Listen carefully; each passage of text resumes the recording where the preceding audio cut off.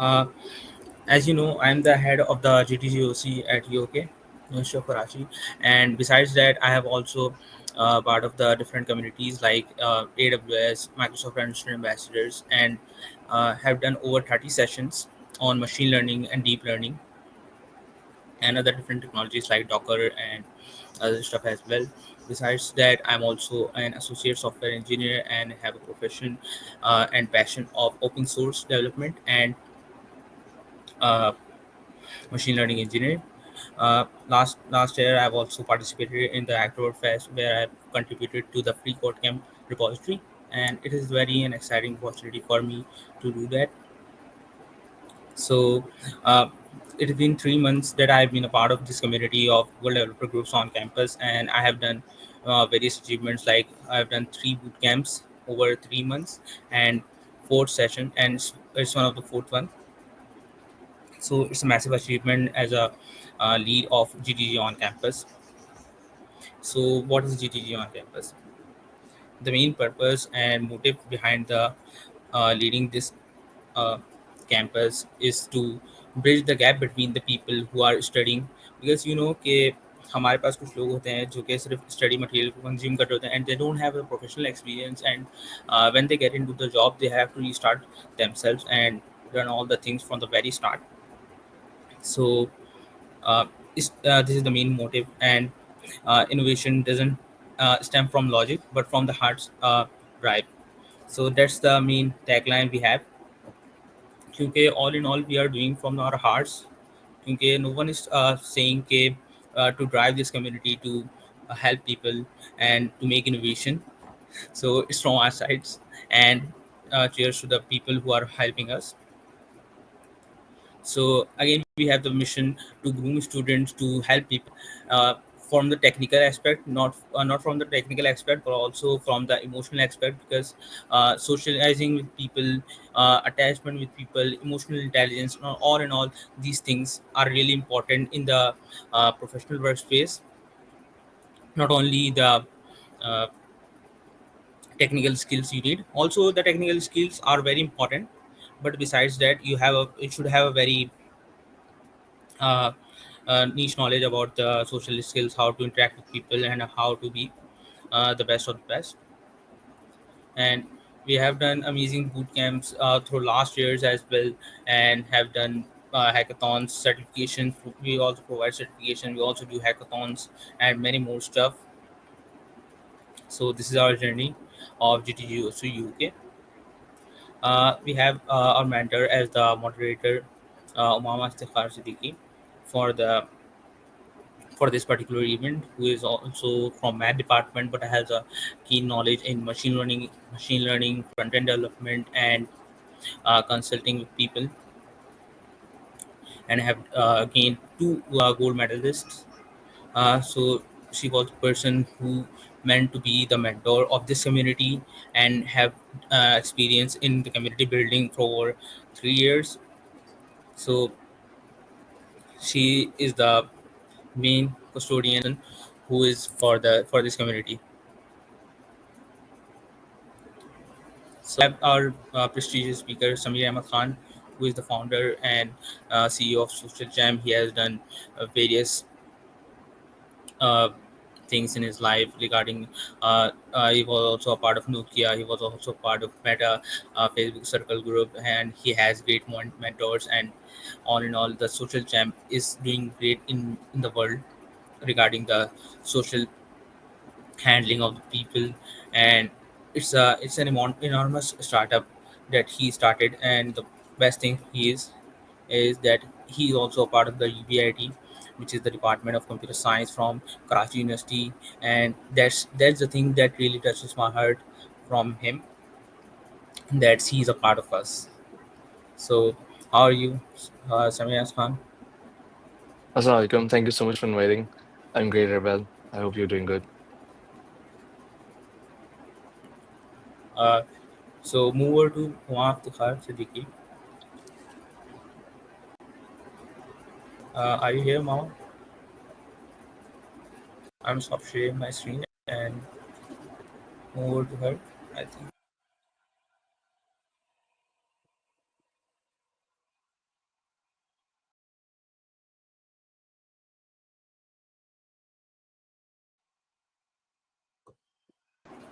Umama, are you here? Hello, everyone. Am I audible to you? Yes, Yes. you are audible. Hello. Fine, great.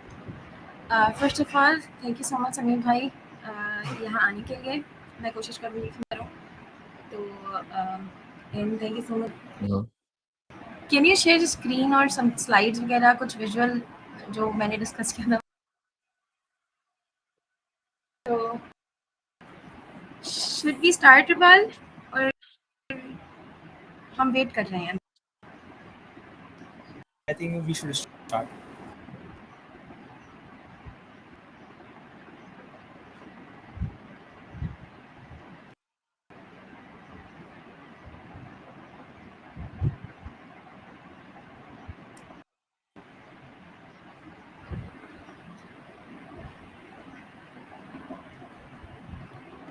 Sure. तो मैं formally Sameer भाई आपका welcome करना चाहती हूँ. Thank you so much आने के लिए, टाइम निकालने के लिए रमज़ान में, और वैसे भी आप बहुत ज़्यादा ऑक्यूपाइड होते हैं. तो Mhm. अच्छा, मुझे आपसे बहुत ज़्यादा बस क्वेश्चंस नहीं करने स्टार्ट में. तो शुरू मैं Mhm. ऐसे करूँगी कि आई वांट टू आस्क कि आपने 2012 में काश यूनिवर्सिटी से ग्रेजुएशन किया था. तो Yeah. उस वक्त के एकेडमिक्स में और आज के एकेडमिक्स में क्या फ़र्क है, और आप एज अ स्टूडेंट क्या चीज़ इवॉल्व मतलब फील करते हैं कि क्या चेंज आ गया है? I think अभी के एकेडमिक्स के अंदर उसके टाइम के अंदर चीजें अभी तो मैंने पढ़ा नहीं यूनिवर्सिटी में वैसे, लेकिन उस टाइम जो था हालात वैसे ही थे. और I think the great thing about Kashi university is it allows you to go out and explore the world and come back stronger. तो वो हमारे हमारे पास वहाँ पे उस टाइम पे टीचर्स होते थे, they were really motivating teachers. They used to help us be the next version. हम कुछ भी कहते थे हमें ऐसा करना है, तो they used to tell you go, you can do it. We had really good professional professors over there उस टाइम पे. They used to bring industry के प्रोफेसर्स, इंडस्ट्री में जो काम करने वाले लोग थे उनको लेकर आते थे to mentor us, to guide us. मुझे याद है यूनिवर्सिटी में उस टाइम पे 2011 के अंदर हमने एक कंपनी खोलनी थी और हमारे पास पैसे नहीं थे. डोमेन डोमेन हमारे पास डेबिट कार्ड क्रेडिट कार्ड नहीं था to purchase a domain. And okay. उस टाइम पे चेयरमैन डिपार्टमेंट ने हमें किसी से कनेक्ट करवा के हमें डोमेन दिलवा दिया. मतलब हमने कहा कौन सा डोमेन चाहिए, हमने नाम बताया ओडल सिस्टम्स. तो उन्होंने फिर खुद जाके oodalsystem.com खरीदवा के हमें डोमेन दिया, उसका एक्सेस दिया. और पैसे भी नहीं लिए. और हमने कहा यार क्या ज़बरदस्त बात है यार. This was like the first thing that ever happened कि the chairman of the department actually Badr Sami actually helped us buy a domain to actually launch our own startup for Oodal Systems. And so I think इस तरह की बहुत सारी more stories हैं where people really went out of the box to help us out, to achieve, to help us to to do great stuff. Oh nice. ये literally exciting चीज़ भी है क्योंकि टीचर्स ऐसे बहुत कम होते हैं जो पुश करें और साथ खड़े हो जाएं साथ देने के बजाय. तो वो एक Hmm. बहुत बड़ा सपोर्ट सिस्टम बन जाता है. तो मुझे मेरी आपसे एक दफ़ा कॉन्वर्सेशन रही थी जिसमें आपने मुझसे कहा था कि हमें स्टूडेंट्स जब हम स्टूडेंट थे काश यूनिवर्सिटी में, तो हम कॉम्पिटिशन में बहुत पार्टिसिपेट करते थे और हमें बहुत मौका मिल जाता था. तो कुछ उसके बारे Hmm. में बताएं कि आप लोग किस तरह के कॉम्पिटिशन में पार्टिसिपेट करते रहे हैं, और उस वक्त कॉम्पिटिशन्स की क्या इकोसिस्टम होता था, किस तरह से चीज़ें चल रही होती थी? हाँ, आई थिंक इट्स कॉम्पिटिशन्स सबसे इम्पोर्टेंट चीज़ है टू एक्चुअली फिगर आउट कि यार हाउ मच यू नो, और यूनिवर्सिटीज़ में क्या चल रहा है, वेयर डू यू स्टैंड. तो I think one of the greatest thing that we did was that हमने पहले शुरू में सबसे पहले कॉम्पिटिशन में हिस्सा लिया, जिसका नाम था काउंटर स्ट्राइक से खेलने के लिए, राइट? और काउंटर स्ट्राइक खेलने के लिए हमने हिस्सा लिया. हमने देखा कि अच्छा चलो हो ले सकते हैं हिस्सा, और हार गए वो अलग बात है. फिर नेक्स्ट हमने कहा चलो let's participate in speed programming. अच्छा, but जो ये competitions होते हैं, they happen every year, right? And every university does it by its own name. या Procom हो गया, या Profest हो गया, राइट? तो हमने फास्ट के अंदर हिस्सा लिया स्पीड प्रोग्रामिंग के अंदर. अच्छा, हम अपने आप की यूनिवर्सिटी में समझते थे कि that we are good in speed programming and we are amazing. And हमने जब उसमें हिस्सा लिया और वहाँ कम्पीट किया तो देखा तो इतने बड़े सवाल, इतने लंबे-लंबे सवाल और वो इंग्लिश भी समझ में नहीं आ रही कि इंग्लिश कैसी है लिखी हुई है। And we started figuring out कि 4-5 सवाल थे, फिर 1.5 या 2 करे हमने और उस रात समझे कि हम घर आए, तो हम लोग सो नहीं पाए थे और हम लोग जितने भी ऑनलाइन अवेलेबल थे ना, हम वो सर्च कर रहे हैं, देख रहे हैं कैसे सॉल्व होते हैं, क्या-क्या क्वेरीज़ हो सकती हैं। So that was a very eye-opening moment for us. And next year we planned कि we'll go again and we'll again participate in this. और अच्छा मीन टाइम में हमने we started taking courses on mobile application development बनाना शुरू कर दिया, apps बनाना शुरू कर दी और जब कॉम्पिटिशन आया तो हमने वापस फीड प्रोग्राम में हिस्सा लिया, लेकिन हमने एक ऐप बनाई थी तो उस पे भी हमने कॉम्पिटिशन में हिस्सा ले लिया एंड समहाउ वो जो ऐप जो थी उसको सेकंड पोजीशन आ गई। Right and oh! Speed program में हम कोई पोजीशन नहीं आई ना, तो हमने कहा यार कि दिस दिस सेकंड कॉम्पिटिशन में हमने ऐसे ही हिस्सा लिया था और वो भी हमने फ्री में हमें उसमें हिस्सा मिला था बिकॉज हमें लेना एक ही में था, लेकिन जो टीम थी उन्होंने कहा कि यार आप इसमें पार्टिसिपेट कर लें, हम आपको 50% ऑफ दे देंगे। तो हमने कहा 50% की वैसे नहीं है, उन्होंने कहा यार एक काम कर वैसे ही हिस्सा ले लें, ऐप बनी हुई है आपके उसमें, कहा जी। तो मोबाइल एग्जीबिशन था and somehow we won over there and यार ये जो जीते हैं ना हम, this is something that we actually know very well, why not pursue this as a whole career। तो हमने फिर क्या किया, उसी पे बैठकर we created more apps onto it, हमने इतनी सारी apps बनाने लगे और कॉम्पिटिशन में हिस्सा लेने लगे, कभी इधर जाके कुछ और दिखा रहे हैं, डेमो कर रहे हैं, कभी कोई और प्रोडक्ट दिखा रहे हैं and started winning competitions, imagine cup होने लगा, नेशनल वहाँ जीत रहे, सोनी डिक्सन कॉम्पिटिशंस हुए, तो we kept on winning competition। तो I think and then in university मशहूर था क्या, हम लोग जा रहे हैं तो हमारे वजह से पेपर भी आगे हो रहे थे।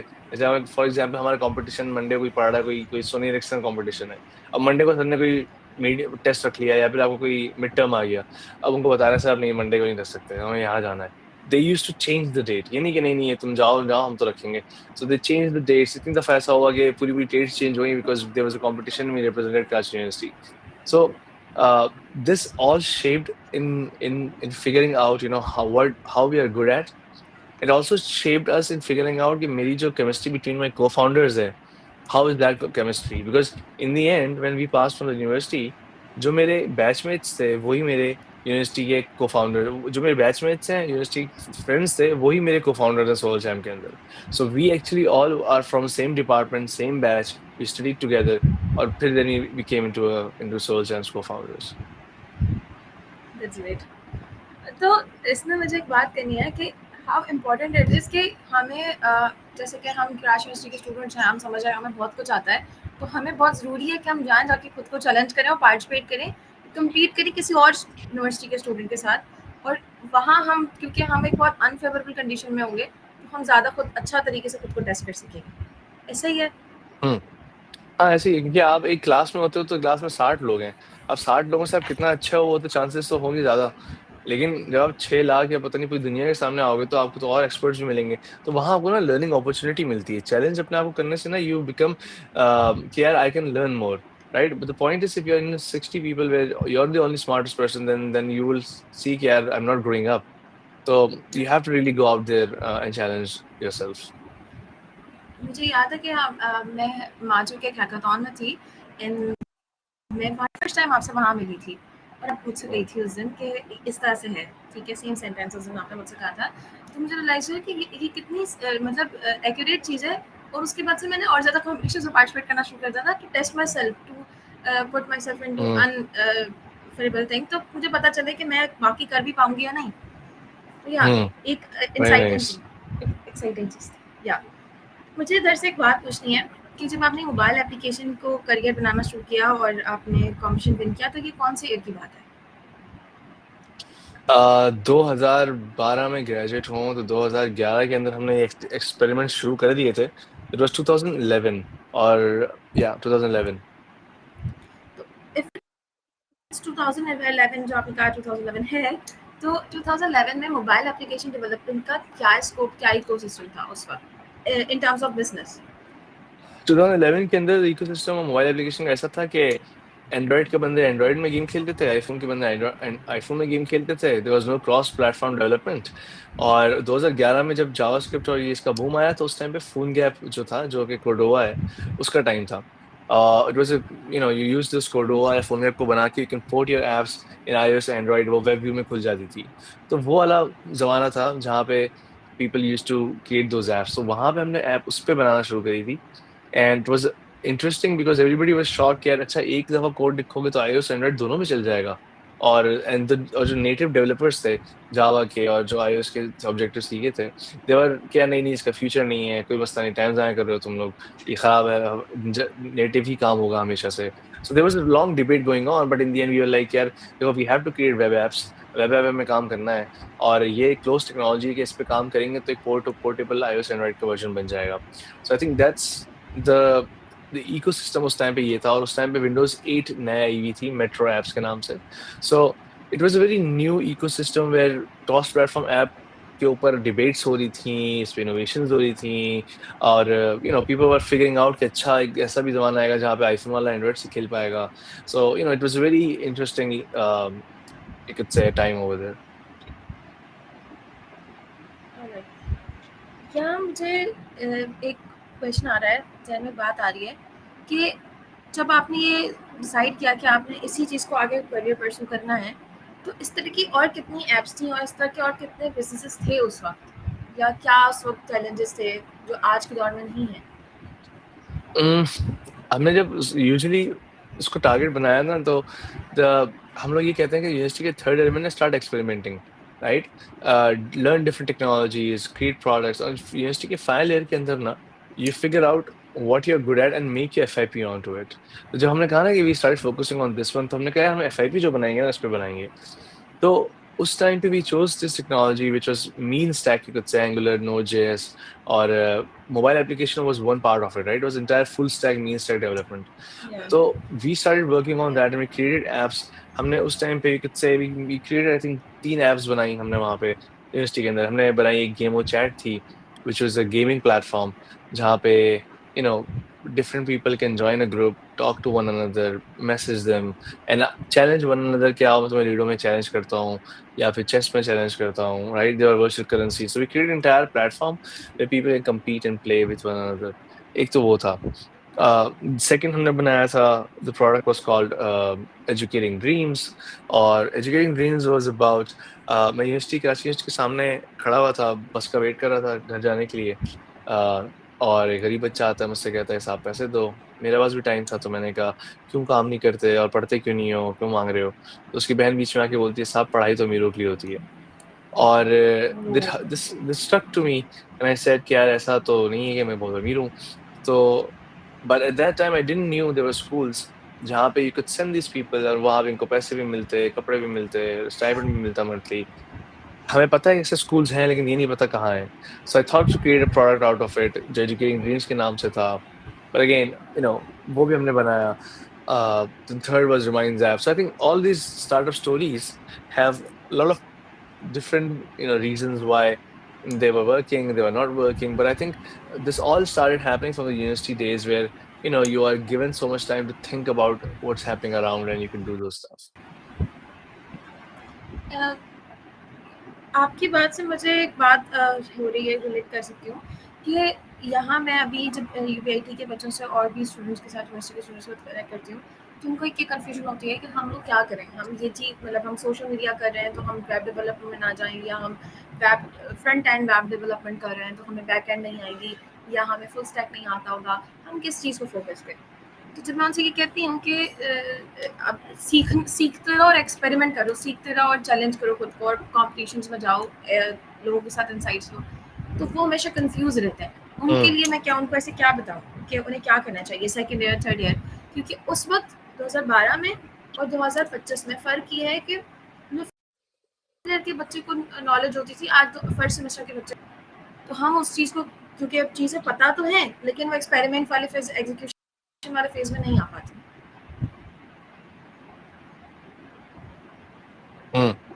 I think for people who are actually confused कि क्या करें, because so much is happening, ये उस टाइम भी सही था और आज भी सही है। उस टाइम के अंदर भी हर दौर में यही होगा कि इनोवेशंस बहुत आ रही होंगी, people will be confused, will be overwhelmed with the data कि हमें एआई करना चाहिए, हमें कहाँ घुसना चाहिए, डेटा साइंटिस्ट, उस टाइम पे डेटा साइंटिस्ट था, आज एआई है। It keeps on coming. I think the number one advice would be for the students to take a deep breath, सांस लो, and then choose one thing and create a portfolio out of it. Right, experiment एक तो मसला ये है, जो भी experiment करना की बात कर रहा होता है ना, वो 1 घंटा कुछ पढ़ता है, 2 घंटे के बाद कुछ और पढ़ रहा होता है, और 1 हफ्ते बाद कोई और दोस्त कहता है नहीं, नहीं ये यही नई चीज़ है, ये यही सीखते हैं, तो यही सीखना सीख जाता है, और वो उसको लगता है कि वो एक्सपेरिमेंट कर रहा है। This is not experimentation. This is you are wasting your time not trying to figure out and master any one thing. So usually what you have to do is, let's say आपको कोई कहता है कि आप ना Angular सीखो, right? So you are learning Angular and you have to finish that course or maybe create something out of it, right? आपने angular में कैलकुलेटर बना दिया, सबसे हल्की चीज, या कोई भी आपने चीज बना ली which is a portfolio which tells the proof that you have done this, right? And then you move on to something, creating something else. जैसे for example ना, अब आपने फ्रंट एंड आ गया, आपने कहा चलो मैं बैकएंड सीखता हूँ, तो आपने नोड सीखना है, फॉर एग्जाम्पल नोड जेएस पे आ गए आप, और आपने उस पर बना काम करना शुरू कर दिया, and then now you have to figure out कि मैंने जो फ्रंट एंड बनाया था उसको मैं बैक एंड से कनेक्ट कैसे करूं। अब उसको कनेक्ट करता हूं मैं। So slowly gradually you will start connecting the things that you actually created before, right? And then you bring innovation to it. और एक उसकी बेस्ट चीज ये, अगर आप 1 साल बाद चीज भूल भी गए ना नोड जेएस का सिंटेक्स, लेकिन the work will be there कि आप लोगों को बता सकते हो कि this is there I created.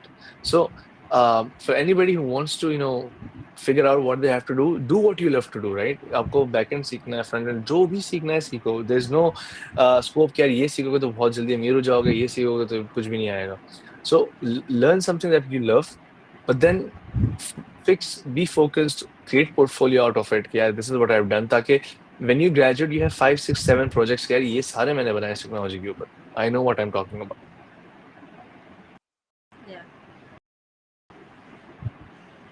That's right. वैसे प्रॉब्लम ये है कि जैसे आपने कहा कि do what you love to do, तो मुझे ऐसा लगता है कि कभी-कभी ना हर किसी को नहीं, कुछ लोगों को ये फिगर आउट करने में भी टाइम लग जाता है कि उन्हें क्या चीज़ पसंद है, क्योंकि उनकी टेबल पर बहुत सारी चीज़ें होती हैं। Yeah, this is true. ये होता है क्योंकि देखिए, learning is a continuous process. It's not a one-time event, right?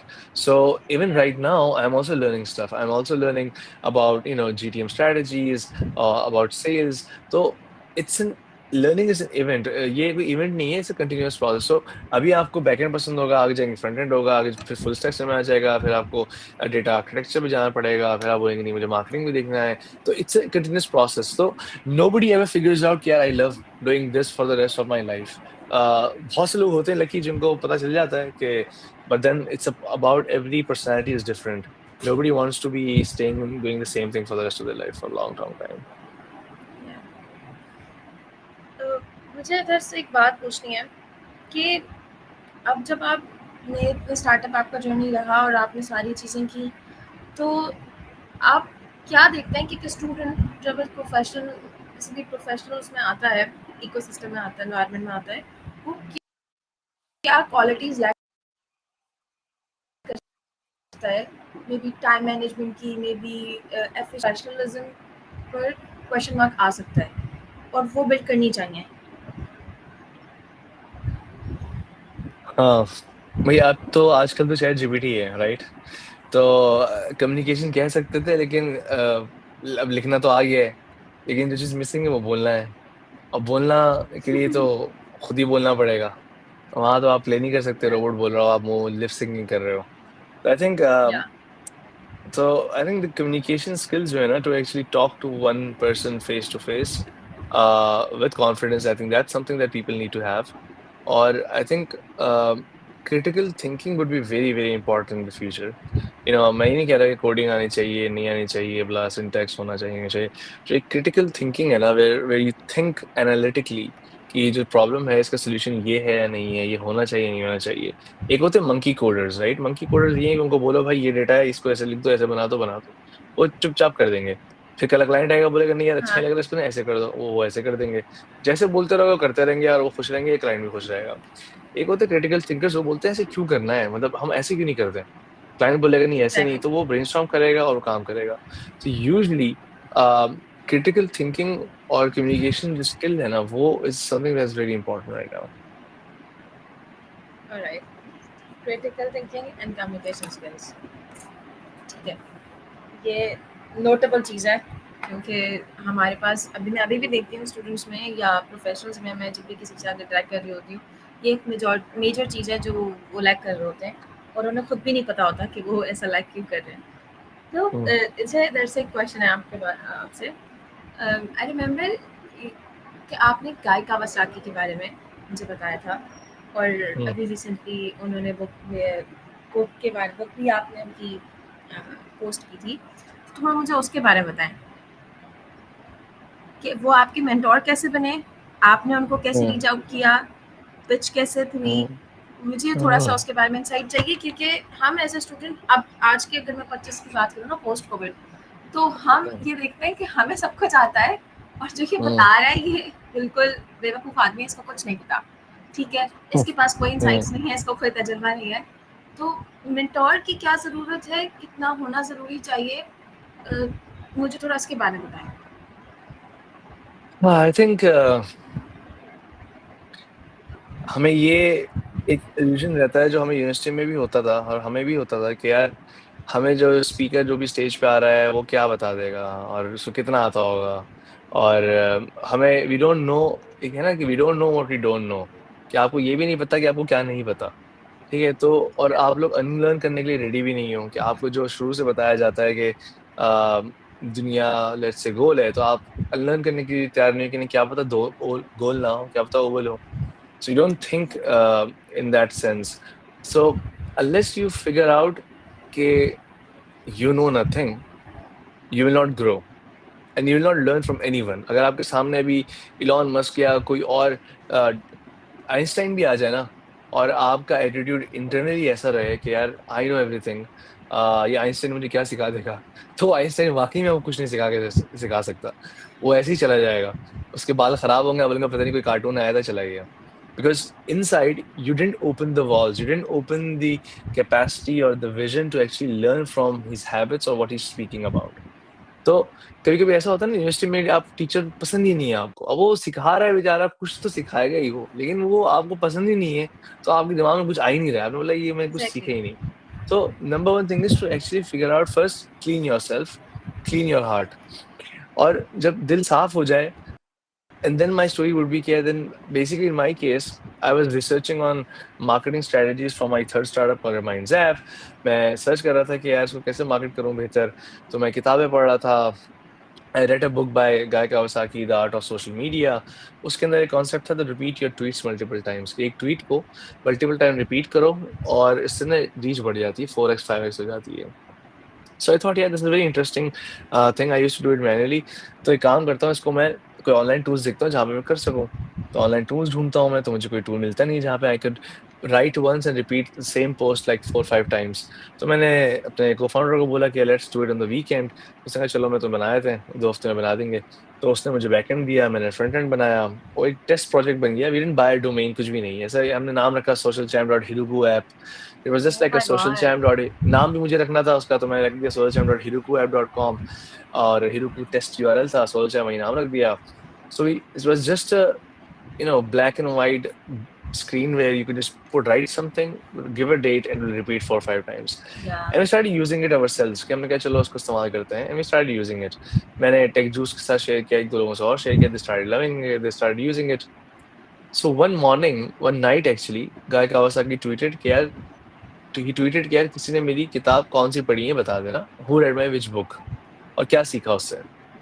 सो मैंने ट्वीट देखी, मैंने कहा जवाब दे देता हूँ। तो मैंने उसको कहा कि I read your book the art of start 2.0, loved the idea, loved the startup book, and then I also read your book the art of start 2.0, the art of social media. और उसके अंदर I actually created a product out of it, और मैंने बता दिया it can repeat a tweet. और to my amazement he replied to my tweet saying कि can you add images to it, can you delete the post. और उसका जवाब ही जब 2:30-3 बजे आया, तो मैं तो हिल ही गया, मैं सो ही नहीं पाया। मैं कहा अरे गाय रिप्लाइड टू मी। ये Guy is basically he work with Steve Jobs, और those who are listening, Guy Kawasaki he work with Steve Jobs, he is evangelist in Canva, he is author of 15-16 books, he has million पता नहीं कितने followers, so he's a well known name in the Silicon Valley. So he tweeted me, replied to me back, और मैंने कहा यार जबरदस्त replied. तो मैंने रिप्लाई बैक किया कि क्यों डिलीट करना है, ब्ला ब्ला ब्ला। तो जवाब ही नहीं आया, और मैं वेट करता रहा। अगला दिन हो गया, फिर जवाब नहीं आया। तो मैं समझ गया कि अब 24 घंटे बाद जवाब नहीं आया तो अब नहीं आएगा। तो फिर मैंने इसका स्क्रीनशॉट लिया, उसको ईमेल ढूँढी, उसको ईमेल करी, मैं कहा तूने मुझे जवाब दिया था, ये प्रोजेक्ट लाइव है। And then he replied to my email saying, okay, can I test it? Where's the URL, etc., etc. And then from that day, he became my really, really good friend. He told me, कि iOS की app बनाओ, Chrome extension बनाओ. He invited me to Silicon Valley in the US, made me stand in the audience. I use Social Champ. Or multiple times he started telling people that he used Social Champ for his social media management. So I think that was one step where, you could say कि Twitter का क्या फायदा है, like what's the role of Twitter? Times आए हैं, मत जाओ social media पे. But I think there are certain ways where you cannot figure out कि यार how much traffic, how much effort that platform has made because you were there at the right time replying to a right tweet. So I think it was a great journey where he became a good friend multiple times. अभी भी हम लोग उससे बात करते हैं and we talk about the politics and all that happening. But I think it's a great journey. I have met many people through this way. Big moment, big man, seriously Sameer भाई। मैंने अपनी एक दोस्त से इस बात का जिक्र किया था आपके इस फैन मोमेंट का, तो उसने भी मुझे ये बात कही थी कि राइट टाइम, राइट जगह, राइट प्लेस जो है ना वो बहुत मैटर करती है। तो हम लोग, जैसे आपने कहा कि सोशल मीडिया के बारे में हमेशा कौन सी डिस्कस किए जाते हैं, फ्लॉज नहीं होते, तो वहीं जितने कौन से वहीं फ्लॉज भी हैं और उतनी ही अपॉर्चुनिटीज़ वहाँ है सोशल मीडिया पर भी। तो या लाइक अच्छा, इसमें मुझे एक बात बताएं, आपने जब ये सारी चीज़ें की और सोशल मीडिया का बनाया, तो मुझे ये चीज़ नहीं पता थी कि आप लोग खुद कर रहे थे और वीकेंड में बैठ कर आपने बना लिया और सारी चीज़ें, मुझे ये वाली चीज़ नहीं पता थी अभी तक। तो अच्छा, इसमें मैं थोड़ा स्टार्टअप के बारे में पूछती हूँ। तो आपको आप किन लोगों को इन कंपनीज को ग्लोबली अपना कॉम्पिटिटर दिखता है? मेरे अपनी सोच है, हम कॉम्पिटिटर, राइट? तो हमारे बेसिकली Yes. जो कॉम्पिटिटर हैं वो है buffer.com, agorapulse.com, hootsuite.com, sproutsocial.com, और ये कॉम्पिटिटर है हमारे। मगर ये कंपटीशन है और हम इस स्पेस में आए, मतलब समझो कि हमें एक्सीडेंटली हमें सोच चैम बना में आए, क्योंकि लाइक कंटिन्यू स्टोरी करूं तो Guy told me to buy a domain all that. हमने कहा ये प्रोडक्ट अच्छा चल रहा है, चलो इसमें ही आ जाते हैं। फिर गाय ने बोला ऐड फेसबुक टू इट, हमने फेसबुक डाल दिया, केप्ट एडिंग टू इट, और हमें पता ही नहीं चला कि हम एकदम से सोशल मीडिया मैनेजमेंट पूरी पूरी कंपनी बन गए। हमने कहा ओ नो, ये तो बहुत कंपटीशन है यहाँ पे। सो हमें फिर अपने आप को सही रखना पड़ा ताकि we can compete with the global market. Because मैंने जब वेरी फर्स्ट टाइम मैंने खुद सर्च किया था social media management tools, I remember बहुत ही कम मुझे मिले थे जो रिक्वायरमेंट्स मुझे थी। जैसे कि मुझे लिंक्डइन, फेसबुक एक साथ चाहिए था और वो मुझे नहीं मिल रहा था, और मुझे अगर कैप्शन पोस्ट करना है तो कैप्शन की लिमिट नहीं थी। तो मुझे याद है मैंने सोशल जैम ट्राई किया था और मुझे सोशल जैम में बहुत मज़ा आया था। मुझे याद है मैंने सोशल जैम में अपने 7-8 अपने दोस्तों को साइन अप करवाया था, क्योंकि वो लोग इंस्टा वगैरह और टिकटॉक इस्तेमाल करती थी, तो उन लोगों ने किया था। तो मुझे याद है कि वो जो फीडबैक आया था ना कि नहीं ये बहुत ऑटोमेशन टूल बहुत ज़बरदस्त है, एक साथ सारी चीज़ें मैनेज हो जाती हैं, इनसाइट्स मिल जाती हैं, आप सारी चीज़ें एक साथ कर लेते हैं। वो बहुत एक डिफरेंट चीज़ मुझे पता चली थी, क्योंकि मैं सोशल मीडिया मैनेजमेंट में बिल्कुल अच्छी नहीं थी उस टाइम। ओके।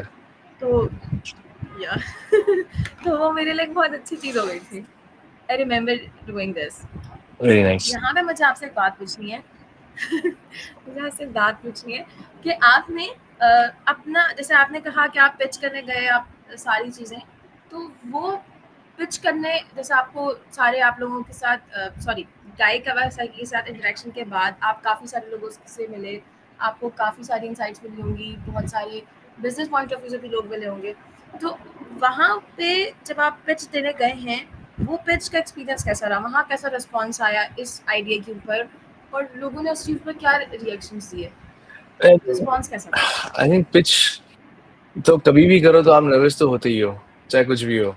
लेकिन इमेजिन करो इन 2017-16 आपको गाय कावासाकी एक इंक्यूबेटर में लेके जाता है, अपनी वाइफ भी उसके साथ होती है, और आप जाते हो और एक और टीम बैठी होती है, और गाय कहता है Sameer pitch Social Champ, tell them what Social Champ is. और मैं देखता हूँ कि oh my god, the greatest person who ever teaches how to pitch, Guy Kawasaki के सामने I have to pitch, और to these people जो customers जो हो सकते हैं potential. So that was one of the very interesting moments. I did, पर मुझे नहीं पता मैंने क्या कैसे करा, लेकिन I pitched, then Guy also came back, और फिर गाय ने अलग से उसको भी समझाया, और फिर वाइफ ने अलग और लोगों को समझाया। सो it was a very different experience that I had, or and no matter where I pitch now the product in US, in Middle East, in any part of the world, people give same reaction. लोगों को they love tool where सब कुछ एक साथ हो. कुछ लोगों को पता ही नहीं ऐसा टूल एग्जिस्ट करता है, कुछ लोगों को पता है लेकिन they are so frustrated from those tools they want to switch to another tool, but they can't find some other tool better than what they're using. So I think there are 2-3 kind of different problems and it's universal and same all over the place. कि किसी को change करना है तुमको पता नहीं किसमें जाए, और किसी को पता ही नहीं कैसा टूल एग्जिस्ट करता है. It happens. Because मेरे साथ ये हुआ था हम्म. और मैं टूल ढूंढ रही थी तो मैं मुझे सोशल जान मिला. Nice. अच्छा, मुझे इसमें एक बात पूछनी है. आपकी प्रोफेशनल जर्नी में UPIT एकेडमिक्स का कितना हाथ रहा है? कितना आपकी वो क्वालिटीज बिल्ड हुई, क्या आपको चीज़ें पता चली? बिकॉज अभी जैसे आपने कहा था ना कि टीचर कुछ ना कुछ सिखा रहे हैं, तो मैं भी जब मेरी डिस्कशन होती है ये UPIT के स्टूडेंट्स के साथ भी या और भी किसी के साथ, तो मैं उनको ये कहती हूँ, बुरे से बुरा टीचर भी है ना कुछ तो वो सिखा के जाता है, ये पहचान करा देता है कि मैं अच्छा टीचर या पढ़ाने में अच्छा नहीं. हाँ, एटलीस्ट वो ये बताया था कि इस तरह नहीं पढ़ाओ, किसी और तरीके से पढ़ाना चाहिए. ये अच्छा एक है कहने का. तो आई थिंक यूनिवर्सिटी UBIT ने बहुत रियली हेल्प अस, मुझे और मेरे को-फाउंडर्स को तो बहुत ही इन्होंने हेल्प करी है. And the reason fairly is because of the great teachers that we had. This great support system. मतलब आप सोचो ना, मैं यूनिवर्सिटी के अंदर में थर्ड ईयर में मुझे डोमेन खरीदना है, मेरे चेयरमैन डोमेन खरीद के दे रहे हैं, राइट? और हमारे पास पैसे ही नहीं है. और हमने जब कंपनी स्टार्ट करी तो हमने ये कहा कि इस कंपनी के अंदर ये 4-5 टीचर्स हैं, ये बोर्ड ऑफ डायरेक्टर होंगे. और तो उसका सब लोगों ने पूछा क्यों, तो हमने कहा देखिए बोर्ड ऑफ डायरेक्टर इसलिए कि हमें अगर उसमें फड्डा हो गया अगर दोस्तों में, तो कौन सॉल्व कराएगा? टीचर सॉल्व कराएंगे, तो हम इनको डाल देते हैं. तो हमने बोर्ड ऑफ डायरेक्टर्स को डाल दिया, उन टीचर्स को, कि हमारे में जब भी मसला हो, और हमें हुए मसले, व्हेन वी ग्रेजुएटेड हमारे फिर कॉन्फ्लिक्ट्स आई को-फाउंडर्स में. फिर हमने सरों को बुलाया कि हम खाने भी चलते हैं, मसला सॉल्व करना है. फिर कॉन्फ्लिक्ट्स आए, तो इट वाज रेपिटेटिव 3-4 टाइम्स, जहाँ पे we often got their help. और वो कुछ नहीं करते थे, बस खाने में आते थे, मदद करते थे, अच्छा क्या हुआ तुम्हारा, क्या केस है, अच्छा ये है, क्यों नहीं करते, खत्म, सॉल्व हो गया. तो we made them as our mentors. अभी भी we meet and we all often say कि हाँ बहुत टाइम हो गया, लेट्स मीट अप, क्या करते हैं क्या नहीं करते. तो the university has really provided us some amazing professional, professors who help us and want us to succeed. So, and that really makes us really happy about this entire university. और एक और चीज़ की यूनिवर्सिटी बेस्ट चीज़ ये है कि you find great students, great people who are surviving, who want to survive, want to do great things in life. ऐसा नहीं है कि they're just here for the sake of passing their time, और फिर उनको पता है कि उनको बाहर जाना है या कुछ करना ही नहीं है. They are here because they want to do something and give back to their family and friends. कि यार इतना जो पैसा लग रहा है, they want to contribute to the society and to make their house better. So I think university has really shaped us. It has really helped us. देखिए, एक नॉर्मल जो बात है वो तो ये है ना कि यूनिवर्सिटी पे पढ़ो ना पढ़ो, बनना सब कुछ आपको खुद ही है. ये तो हर कोई कहता है, राइट? लेकिन अगर यूनिवर्सिटी में आपको कुछ बेनिफिट्स मिलते हैं, एडवांस चीज़ें मिल रही हैं, like people can help you, लेकिन मसला ये है ना कि ये सिर्फ उन्हीं को मिलता है जो इसकी ख्वाहिश रखता है. मतलब जिसकी चाहत होती है ना कि मुझे डोमेन मिल जाए या मुझे मेरी मदद हो जाए या कुछ है, तो उसी को मिलता है. ये नहीं कि आप क्लास में बैठे हुए हो और टीचर्स आएंगे आपके पास, ओ आइए सर आइए, आप आए यूनिवर्सिटी में, माशाल्लाह आइए, क्या सीखना चाहते हैं आप आज. मतलब ऐसा आपको कहीं दुनिया ना आपकी रिवॉल्व नहीं, आपके इर्द गिर्द नहीं घूमती है. हमें लगता है कि हम जाएंगे चलते हुए कहीं और लोग हमें देख रहे होंगे और बोलेंगे अरे ये साहब आ रहे हैं, इनकी मदद करो. ऐसा नहीं है. यू हैव टू, हम इतना सवाल, हम समझो कि यूनिवर्सिटी में we used to take so many sessions. जो कोई सरसियत में हो रहा है, हमने पता नहीं कितने सेशन लिए, 80-90 बेकार होते होंगे, टाइम ज़ाया होता होगा. लेकिन 10 ऐसे होते थे जिससे हमें पूरा पता चल जाता था कि ये बहुत ज़्यादा सेशन ले लिया हमने. और बेकार भी ऐसे नहीं कि we didn't learn anything. बेकार ऐसे कि यार okay, we expected it to be of much better value, but it wasn't of that value, right? और again, the teacher की बात है ना, any teacher who teaches you any single thing, he becomes your teacher for the life, right? वो बाप का दर्जा रख देता है. जैसे इस्लाम कहता है, राइट? इस्लाम में ये नहीं कहता कि वो जो 6 कोर्सेज पढ़ाएगा, तो उसमें अगर उसने एक कोर्स खराब पढ़ाया तो बेकार टीचर है. उसमें ये कि उसने एक ही अच्छा पढ़ा दिया ना अगर, या एक ही लाइन अच्छी कह दी, तो तुम्हारा उस्ताद बन गया वो। अब तुम वो 6 पढ़ाए ना पढ़ाए वो तुम्हारा मसला है। तो that's something we figured out कि यार छोड़ो, जो पढ़ा रहा है पढ़ते रहो, और in the end we will be counted as best BS in computer science students. और वहाँ पे ये नहीं पूछेगा हमसे कोई गोरा टेस्ट करते हुए कि अच्छा तुम्हें जो ये कोडिंग में तुमने ये जो सीखा था सर से तो क्या पढ़ा था। वो एक्सपेक्ट करता है कि we know everything we learn in this degree. या एग्जैक्टली, ये बहुत इम्पोर्टेंट चीज़ है। और हम अभी पोस्ट कोविड की जो सिनेरियोज है ना, उसमें हम नहीं समझते हैं।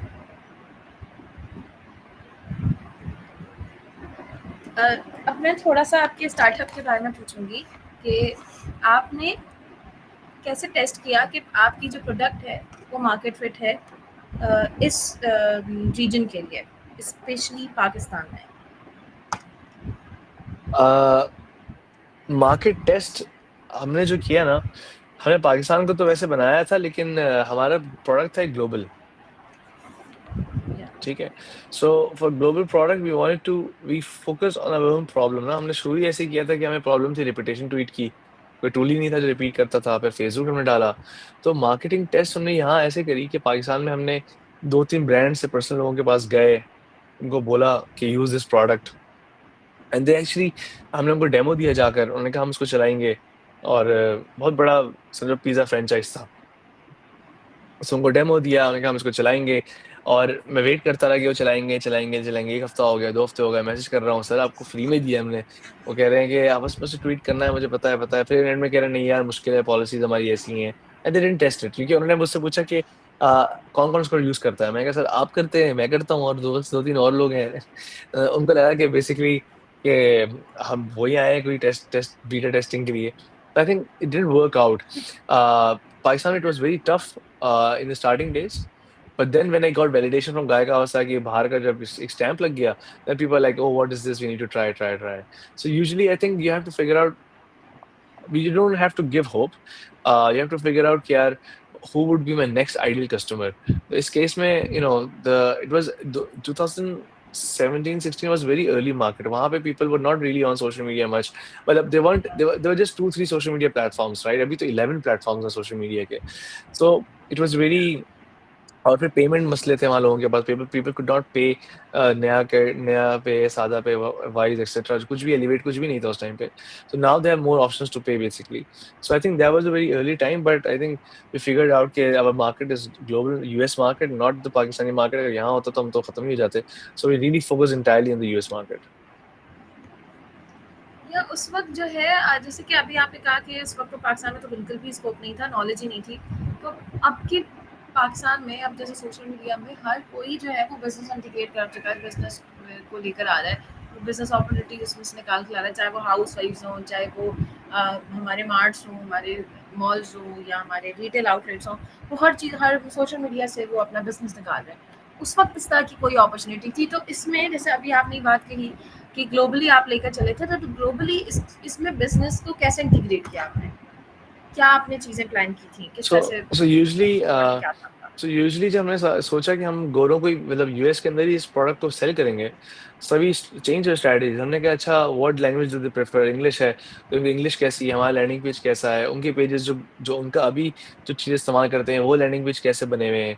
फिर हमने ईमेल्स निकालना शुरू करी लोगों की, उनको ईमेल करना शुरू करा, लोगों को लिंक्डइन पे ऐड करना शुरू करा जो हमारे पोटेंशियल कस्टमर्स हो सकते थे, उनको रीच आउट किया, उनसे पूछा फीडबैक चाहिए हमें प्रोडक्ट के ऊपर, रेडिट पे गए, रेडिट पे पोस्टिंग करी।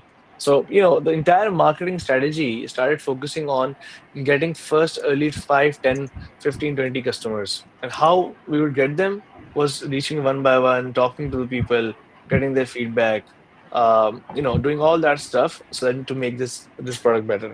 That was our entire strategy. And eventually, we started focusing on फिर आहिस्ता आहिस्ता जाके SEO के ऊपर, content के ऊपर, targeting again the audience of that region जो वहाँ लोग पढ़ना चाहते हैं। So yeah, I think that's what। अच्छा ये सवाल भी कुछ चैट्स में आ रहे हैं। I just saw right now। हाँ, या ये चैट के क्वेश्चंस में लास्ट के Oh, okay, 30 मिनट्स में दूंगी। okay। या तो फिर हम उसको उस पूरे फ्रेम को हम उसमें सेट करेंगे। तो या मेरा अब इधर आपने जैसे भी फीडबैक और कस्टमर्स की बात की, तो मुझे यहाँ पे आपसे बात करनी है कि कितना कितना मुश्किल था फर्स्ट कस्टमर को मतलब आपको एक्वायर करना, और कितना इम्पोर्टेंट था आपके लिए उससे उसका फीडबैक लेना? ये फीडबैक का जो प्रोसेस है, कंटिन्यूअस प्रोसेस। अभी भी हम कस्टमर आते हैं, फीडबैक लेते हैं, और अभी भी बहुत इतना ही इम्पोर्टेंट जितना पहले इम्पोर्टेंट था। हर journey of the customer is different. अच्छा, पहला कस्टमर आना टफ है, 10 बार आना और टफ है, 10 के बाद 50 पे जाना और टफ है, 50 100 जाना और टफ है, 1000 जाना तो और टफ है। So every time you keep on adding और increasing the numbers, the challenges keeps on getting bigger. क्योंकि पहला कस्टमर लाने के लिए आपने 100-200 लोगों से बात करी, सबसे बात करी, ट्राई करवाया, एक कस्टमर बन गया। अच्छा, वो रेफरल था, आपने one on one reach out किया। लेकिन अगर आप 1000 कस्टमर करना चाहते हो तो 1 लाख लोगों को one on one reach out थोड़ी करोगे, फिर तो कोई और स्ट्रेटजी होगी, राइट? सो एवरी टाइम बिल्कुल। You scale up, the strategy changes, right? It really changes and it really has to be scalable. ये नहीं कि आप वो कह रहे हो कि अगर मैंने 1000 लोगों को कांटेक्ट किया और एक कस्टमर बना, then I have to reach out to 1 lakh people just to get 100 या 100 कस्टमर्स। तो it has to scale up. So that's why the first customer is important, because it tells you कि what your product is, how they're using it. But again, अगर वो पहला customer आपका referral से आया ना, जैसे आपके दोस्त का भाई है या अब्बू के दोस्त का कोई अंकल है जिन्होंने कस्टमर बन गए, वो उसको भी हमने कस्टमर काउंट नहीं करते। हम कहते हैं चलो ये तो बोनस है, क्योंकि वो किसी रेफरल की वजह से आया है ना, उसका कोई और रेफरल था जब ही आया है वो, ही एक्चुअली न्यू यू। तो the good customer would be someone who does not know you. एक बंदा चलता हुआ जा रहा है सड़क पे और वो कस्टमर ही नहीं है, उसको पता ही नहीं आप कौन हो, आप कहाँ से रहते हो, उसको इन्फ्लुएंस ही नहीं है उसका कोई आपसे, तो उसको आप सेल करते हो, वो खरीद लेता है। That's one success and that's something you need to repeat on doing. So that would be a good pitch to pitch. यानी तो आप ये कह रहे हैं कि जो आपके रिलेटेड लोग होते हैं या आपके इमीडिएट क्लोज फ्रेंड्स या फैमिली मेंबर्स अगर वो आपका कस्टमर बनते हैं, तो हमें उनको कस्टमर काउंट नहीं करना चाहिए, हमें उन्हें एक बोनस या एक ऐसी कोई चीज़ काउंट करनी चाहिए, क्योंकि वो एक रियल टाइम चीज़ हमें फीडबैक नहीं मिली। ऐसा कह रहे हैं, देखिए फॉर एग्जांपल, इसको मैं इसलिए कह रहा हूँ, कस्टमर तो है वो, राइट? लेकिन मसला ये देखिए, एक कस्टमर क्लोज होता है लेट्स से 1 हफ्ते के अंदर, एक स्ट्रेंजर। लेकिन कोई क्लोज फ्रेंड है, वो 1 हफ्ते में क्लोज नहीं होगा, वो जल्दी भी हो सकता है, क्योंकि वो आपको जानता है, रेफरेंस है उसका कि यार ये बैक है इसकी, वो जल्दी कस्टमर कन्वर्ट हो जाएगा। अब आप सारी कैलकुलेशन करोगे कि नहीं हर कस्टमर 3 दिन में कन्वर्ट हो जाता है, तो आपकी पूरी प्रोजेक्शन गलत हो जाएगी। तो मैंने ये प्रोजेक्शन करी कि ये होगा। लेकिन जो स्ट्रेंजर होता है ना, वो आपको मिक्स एंड मैच फीलिंग्स देता है कि हाँ यार ये इसका ये नंबर्स हैं, ये इस तरह कन्वर्ट हो जाएगा। तो यूजुअली हम जो कहते हैं ना शुरू में, तो when you want first customer या 10 customers, you do everything to get those customers. You अपने लोगों के पास जाओ, जहाँ जाना है जाओ। But eventually when you grow up, you need to figure out the space where you don't know people and how to bring them as customers. या ये आप सही कह रहे हैं, क्योंकि सबसे मुश्किल चीज़ यही होती है। और जैसे अभी आपने कहा ना कि हम वो जो जो रिलेटेड फ्रेंड्स होते हैं वो कस्टमर तो होते हैं, मुझे ऐसा जिसमें आपने कहीं मैं ऐड करूँगी कि वो एस टू जो है ना टू एसेंस पे फीडबैक शायद ना दे पाए, क्योंकि वो एक अटैचमेंट इन्वॉल्व हो जाती है। ग्रेट, ऐसा भी मसला है, मुझे वो सच आपसे सही ये नहीं पूछना कहते। है कि जैसे अभी आपने दोबारा बताइएगा। नहीं, मैं कह रहा हूँ सही कहें, अक्सर यही होता है कि व्हेन यू एक्चुअली या व्हेन यू हैव रेफरेंस, तो you can't give that feedback in openly, कि वो आपको क्लियरली बताते नहीं है इसमें ये मसला है, बोलते हैं हाँ ठीक है, but then you get lost, आपको पता ही नहीं चलता कि असल फीडबैक था क्या। या क्योंकि वो उस इमोशनल अटैचमेंट में ना क्या होता है, मुझे ऐसा लगता है कि वो कभी-कभी मज़ाक करते हैं, कभी टॉन्ट करते हैं, या कोई रिलेटेड हँसी मज़ाक वाली चीज़ रहती है, चाहे वो आपके कोई अंकल हो या कोई ऐसी फैमिली रिलेटेड, तो वो आपको कभी भी सही चीज़ नहीं पता चल पाती। ऐसा मुझे लगता है, बिकॉज़ मैंने इस तरह के फीडबैक्स लिए हैं। So yeah, I think this is something that we relate in our startup called Reminds app, जहाँ पे हमें सर्वे लेना था 100 लोगों का, और हमें ये पता करना था कि ये प्रोडक्ट वो यूज़ करेंगे नहीं करेंगे। और मसला ये था कि वहाँ पे मेरा थोड़ा बहुत इन्फ्लुएंस हो चुका था लोगों में, तो स्ट्रेंजर्स लोग थे हालांकि 100। तो मैंने उन सबका फीडबैक लिया कि आप इस प्रोडक्ट चलाओगे नहीं चलाओगे। 60-70% लोगों ने कहा हम इसको चलाएंगे, 40-50% लोगों ने कहा हम इसके लिए पैसे भी देंगे। जब इतना लोगों ने कहा तो हमने कहा मतलब जैकपॉट पता चल गया, पीपल वुड लव टू पे us for using this product. तो इसको बनाते, तो हमने इसको बनाया, और इसको बनाने के बाद हमने इसको जब लॉन्च किया तो nobody actually started using the product. हमने कहा ये क्या हुआ? हमने जब नंबर्स देखे तो डाउनलोड्स भी नहीं हो रहे, और फिर जाके जब फिगर आउट हुआ तो पता चला कि यार जो हमने सर्वे किया था ना, लोग उनको आप बोलो ना अगर जाके कि यार ये बताओ ये दोस्त कैसा लग रहा हूँ? तो बोलेगा बहुत अच्छे लग रहे हो। और जैसे ही आप आगे जाओगे तो बाद में वो दोस्त को बोलेगा पता नहीं कैसा कार्टून लग रहा था ये। क्योंकि आप क्लियरली आप दिल ही नहीं तोड़ना चाहते उसका। तो हमारा मसला यही, हम जब सर्वे ले रहे थे तो हमें ऐसा लगा, लोगों ने बोला कि यार लोगों ने सोचा होगा पता नहीं क्या बना रहा है ये, लेकिन उन्होंने सामने बोल दिया हाँ बहुत अच्छा है, वेरी नाइस। लेकिन जब एक्चुअली लॉन्च किया तो nobody actually wanted to use the product and it's a long journey or the lessons we learned. But the point was that you can't rely 100% on feedback. You can't rely 100% on what people are saying, even if what strangers are saying. ये तो वो लोग हैं ना जिनको मैं जानता ही नहीं था, और उन्होंने भी ऐसी दिल तोड़ ना तोड़ने की उन्होंने झूठ बोल दिया होगा कि हाँ यार हम इसको इस्तेमाल करेंगे। So yeah. हम पाकिस्तानी कौम जो है ना बहुत क्या कहते हैं दिल रखने वाली कौम है, तो हम जो है वो क्या कहते हैं रिव्यू देते हुए भी यस यस करते जाते हैं ताकि दिल ना टूट जाए रोबोट का। Yeah. तो इसमें मुझे एक बात करनी है कि फीडबैक्स हैं जो रिव्यूज़ आते हैं, फीडबैक और रिव्यूज़ में क्या डिफरेंस है आपकी फील्ड में, आपके स्टार्टअप में, आपके बिजनेस में, और ये जो फीडबैक और रिव्यूज़ है ना ये कितनी क्रेडिबिलिटी क्रिएट करते हैं मार्केट में? फीडबैक और रिव्यू एक ही चीज है, डिपेंड करता है आई थिंक। फीडबैक ये किसी ने चलाया, फीडबैक दे दिया कि भाई पर्सनली जाके 1 on 1 कि भाई ये है चीजें ऐसे कर, सही कर दो उसको। और रिव्यू ऐसा है कि किसी ने पब्लिकली डाल दिया हो कि भाई ये हमने इस्तेमाल किया था और बहुत अच्छा है, और पब्लिकली पब्लिश कर दिया हो कैप्टेरा में, गूगल रिव्यूज में, कहीं पे भी। तो एंड आई थिंक इसका हम लोग, हमारी टीम जो है ना ये कोशिश करती है कि जो अच्छे कस्टमर्स हैं और जो लोग बहुत टाइम से हमें इस्तेमाल कर रहे हैं वो हमें हमें हमारे लिए रिव्यू देते रहें। तो इसलिए वो क्या करते हैं कि वो जो भी अच्छे कस्टमर से बात कर रहे होते हैं ना जब, तो दे एक्चुअली आस्क देम तो हमें रिव्यू दे दें, कि गूगल पे रिव्यू दे दें, गेप्टेरा में रिव्यू दे दें, ताकि other people can find us out and actually के सी कि अच्छा this is a good product. तो कि जब लोग रियली ह्यूमन रिव्यू देते हैं ना, इट बिकम्स रिलेटेबल। एक ब्रांड अपनी हर बार तारीफ तो नहीं कर सकता ना, हर बार तारीफ करेगा तो लोग बोलेंगे भाई ये क्या हो गया इसको। तो other people start talking about it, then it makes more sense. या क्रेडिबिलिटी भी बनेगी, राइट? या मेरा इसमें एक क्वेश्चन है कि क्रेडिबिलिटी कितनी इम्पोर्टेंट है आपको नेक्स्ट कस्टमर लेने के लिए, प्रोडक्ट को मार्केट फिट टेस्ट करने के लिए और स्केल करने के लिए?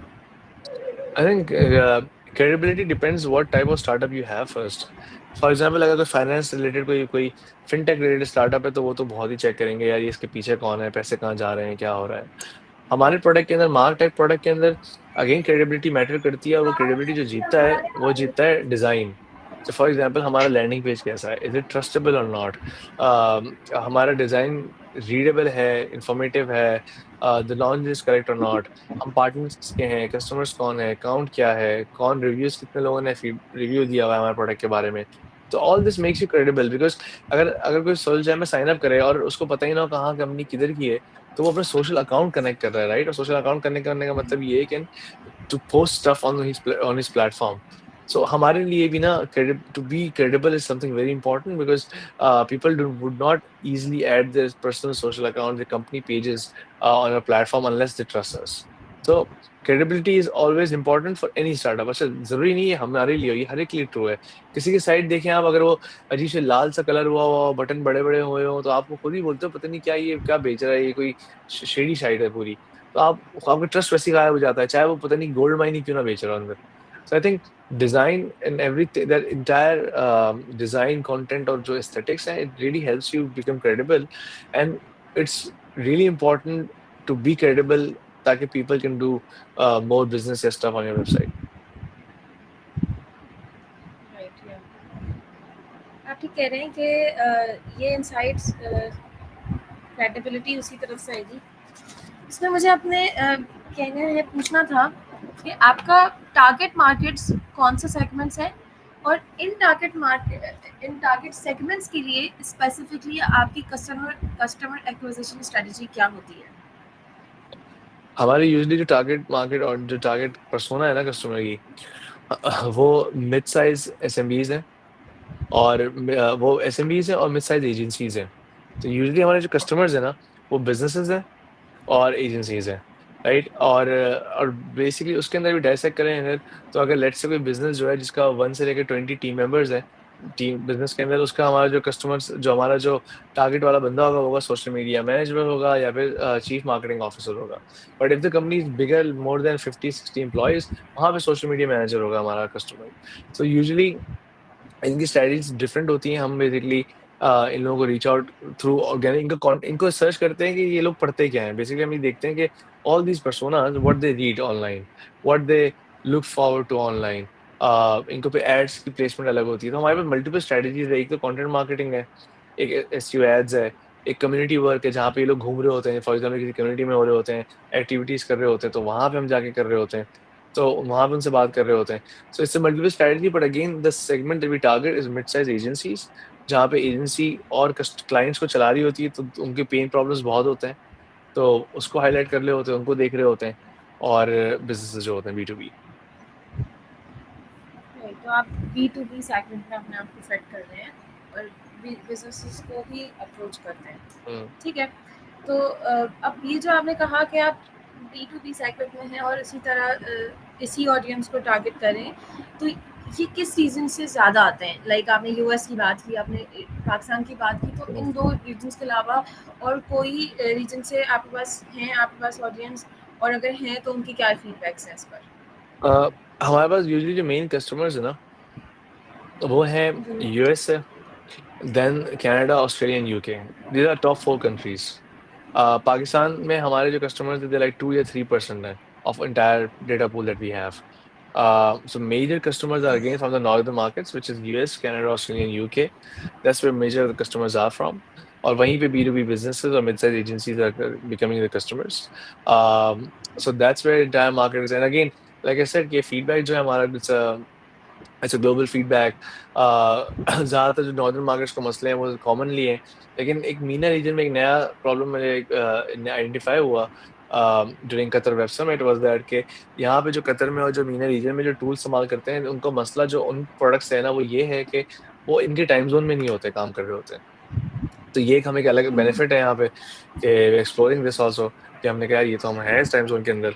सो that's one benefit in the MENA region जो हम टेस्ट कर रहे हैं अभी। लेकिन in overall, that's what's happening. Okay, the feedback that you often get is from a persona that is working similarly in most of the ecosystems in the US, in Canada, Australia, right? And they have the same problems and challenges. And if you solve for them, you can solve for many. या क्योंकि वो एक बड़ी market है, बड़ी Yeah. Audience है। Yep. मेरा अगला सवाल ये होगा कि बिगेस्ट ग्रोथ चैलेंज आपको अभी तक, लाइक 2016-17 से अभी तक क्या आया है सोशल चेन को स्केल अप करने में, और आपने उसको कैसे ओवरकम किया है? ये तो आते रहते हैं। ऐसा कोई दिन नहीं है जहाँ पे चैलेंज ना आया हो। तो 2016 से तब तक तो याद भी नहीं होगा, लेकिन भाई चैलेंज फॉर टू ग्रो, तो चैलेंज आपका हमेशा से है ना कि आपको तो चाहिए ग्रोथ। और या क्यों नहीं हो रहा, एसईओ क्यों डाउन हो रही है, कंटेंट क्यों नहीं आ रहा, रैंक क्यों नहीं हो रहे, कस्टमर्स आ रहे हैं तो कन्वर्ट क्यों नहीं हो रहे, कस्टमर्स कन्वर्ट हो रहे हैं तो पे क्यों नहीं कर रहे, पे कर रहे हैं तो चर्न क्यों हो गए, राइट? वो पूरा जो फनल सिस्टम है, वो पूरा फनल को देखना, कहाँ मसला है, कहाँ नहीं है, रिटेंशन कितनी है, कोहोर्ट एनालिसिस करना। आई think it's a entire journey, और इट्स बीन अ हमें तो ये अभी याद है, एक मेजर चैलेंज हमारा हुआ था कि there were spammers were using our product to spam on different platforms. और वहां पे उन्होंने पता नहीं कौन सी स्क्रिप्टें बनाई हुई थी ऑटोमेटेड, जो मल्टीपल साइन अप कर रहे थे दिन के अंदर इतने सारे, और 1 मिलियन प्लस पोस्ट करते थे फ्रॉम अ प्लेटफॉर्म। इवेंचुअली जाके फिगर आउट कि इतना लोड क्यों बढ़ रहा है, हमने फिर कंट्रोल करा। रियली खतरनाक किस्म के स्पैमर्स थे वो लोग। प्रॉक्सीज यूज करते थे from different countries, eyepiece track नहीं होती थी, कार्ड्स पे करके स्पैमिंग करते थे। और but it was very interesting, that we had कि यार वाओ, दिस ऐसे लोग भी हैं यहाँ पे। So the challenge of growth is always there and you have to solve it one by one, step by step. ऐसा नहीं है कि कि वो रिपीटेबल चैलेंज है, it's challenge that keeps coming as you. और in a startup, if you're not being comfortable after 2-3 months, इसका मतलब है you're not growing up. You can never be comfortable for more than 3-4 months. आपको इसका मतलब है company grow नहीं कर रही है, या आपके पास तूफान आने वाला है, आपको पता ही नहीं कि तूफान आने वाला है। So in the startup, you keep on iterating, you keep on challenging yourself to move further. Right. तो अभी आपने कहा कि चैलेंजेस तो आते हैं और सारी ग्रोथ का चैलेंज हमेशा रहता है, तो ये जो स्पैमर्स वाली बात आपने कही, ये कौन सी कंट्री से थे बेसिकली? ये मुझे 95% आइडिया है, ये कंट्री थी मैसेडोनिया। और उसके बाद एंड देन उन्होंने अपने और दोस्तों को बताया होगा, स्पैमर कंपनी वालों को तो 2-3 और कंपनियां मिल गई। और बट देन उसके बाद you can track them because they all use proxies and all different strategies. हमने सब कुछ ट्राई किया, बट हमने अपने लिमिट प्रोडक्ट के अंदर ना फिर हमने गेट लगाना शुरू कर दिए टू कंट्रोल स्पैम। वो जो टीओएस होते हैं ना, terms of service of usage, वो लगाना शुरू कर दी ताकि to stop hurting our APIs. Because ये एक बहुत बड़ा कहना है, बिकॉज एक भी इस तरह का रिव्यू अगर आ जाता है, स्पेशली पोस्ट कोविड इस तरह सोशल मीडिया पे जो दौर है, वो पूरी क्रेडिबिलिटी जीरो कर देता है, कर सकता है। हाँ इतना हमें बेसिकली अपना क्रेडिबिलिटी का, क्योंकि वो अपने ही पेजेस पे पोस्ट कर रहे थे ना, तो they connected their own pages and they are blasting on to it. वो मसला नहीं था। मसला ये था कि फेसबुक ने और पिंटरेस्ट ने हमें मैसेज कर दिया कि तुम्हारे प्रोडक्ट से स्पैम हो रहा है, जस्ट चेक इट आउट क्या हो रहा है, because we will limit your API otherwise. समझो उन्होंने या 100K पेजेस डाले हुए और 100K पे पता नहीं हर 1-2 मिनट के बाद पोस्टें कर रहे हैं। फुल थ्रॉटल स्पैम हो रहा था। वो हर 1-2 मिनट के बाद पोस्टिंग से आप और प्रॉक्सी चेंज करके करेंगे, तो आप उनको वैसे भी फिगर नहीं कर सकते कि वो किधर से कर रहे हैं और करेक्ट। एक्यूरेट उनकी लोकेशन क्या है। या मुझे अगला सवाल ये है कि आपका जो प्रोडक्ट है, इसमें एआई ऑटोमेशन की कितनी गुंजाइश है, और अगर होगी तो आप करना चाहेंगे? यही तो समझे बनाई, मतलब इससे पहले जमाना आया था ब्लॉकचेन का, हमने कहा हम उसमें क्या कर सकते हैं, कुछ नहीं कर सकते थे। फिर एनएफटी वाला आया, हमने कहा एनएफटी में कुछ कर सकते हैं, हमने कहा शायद एसेट बना के डाल दे लोगों के, उसमें ही मजा नहीं आया था।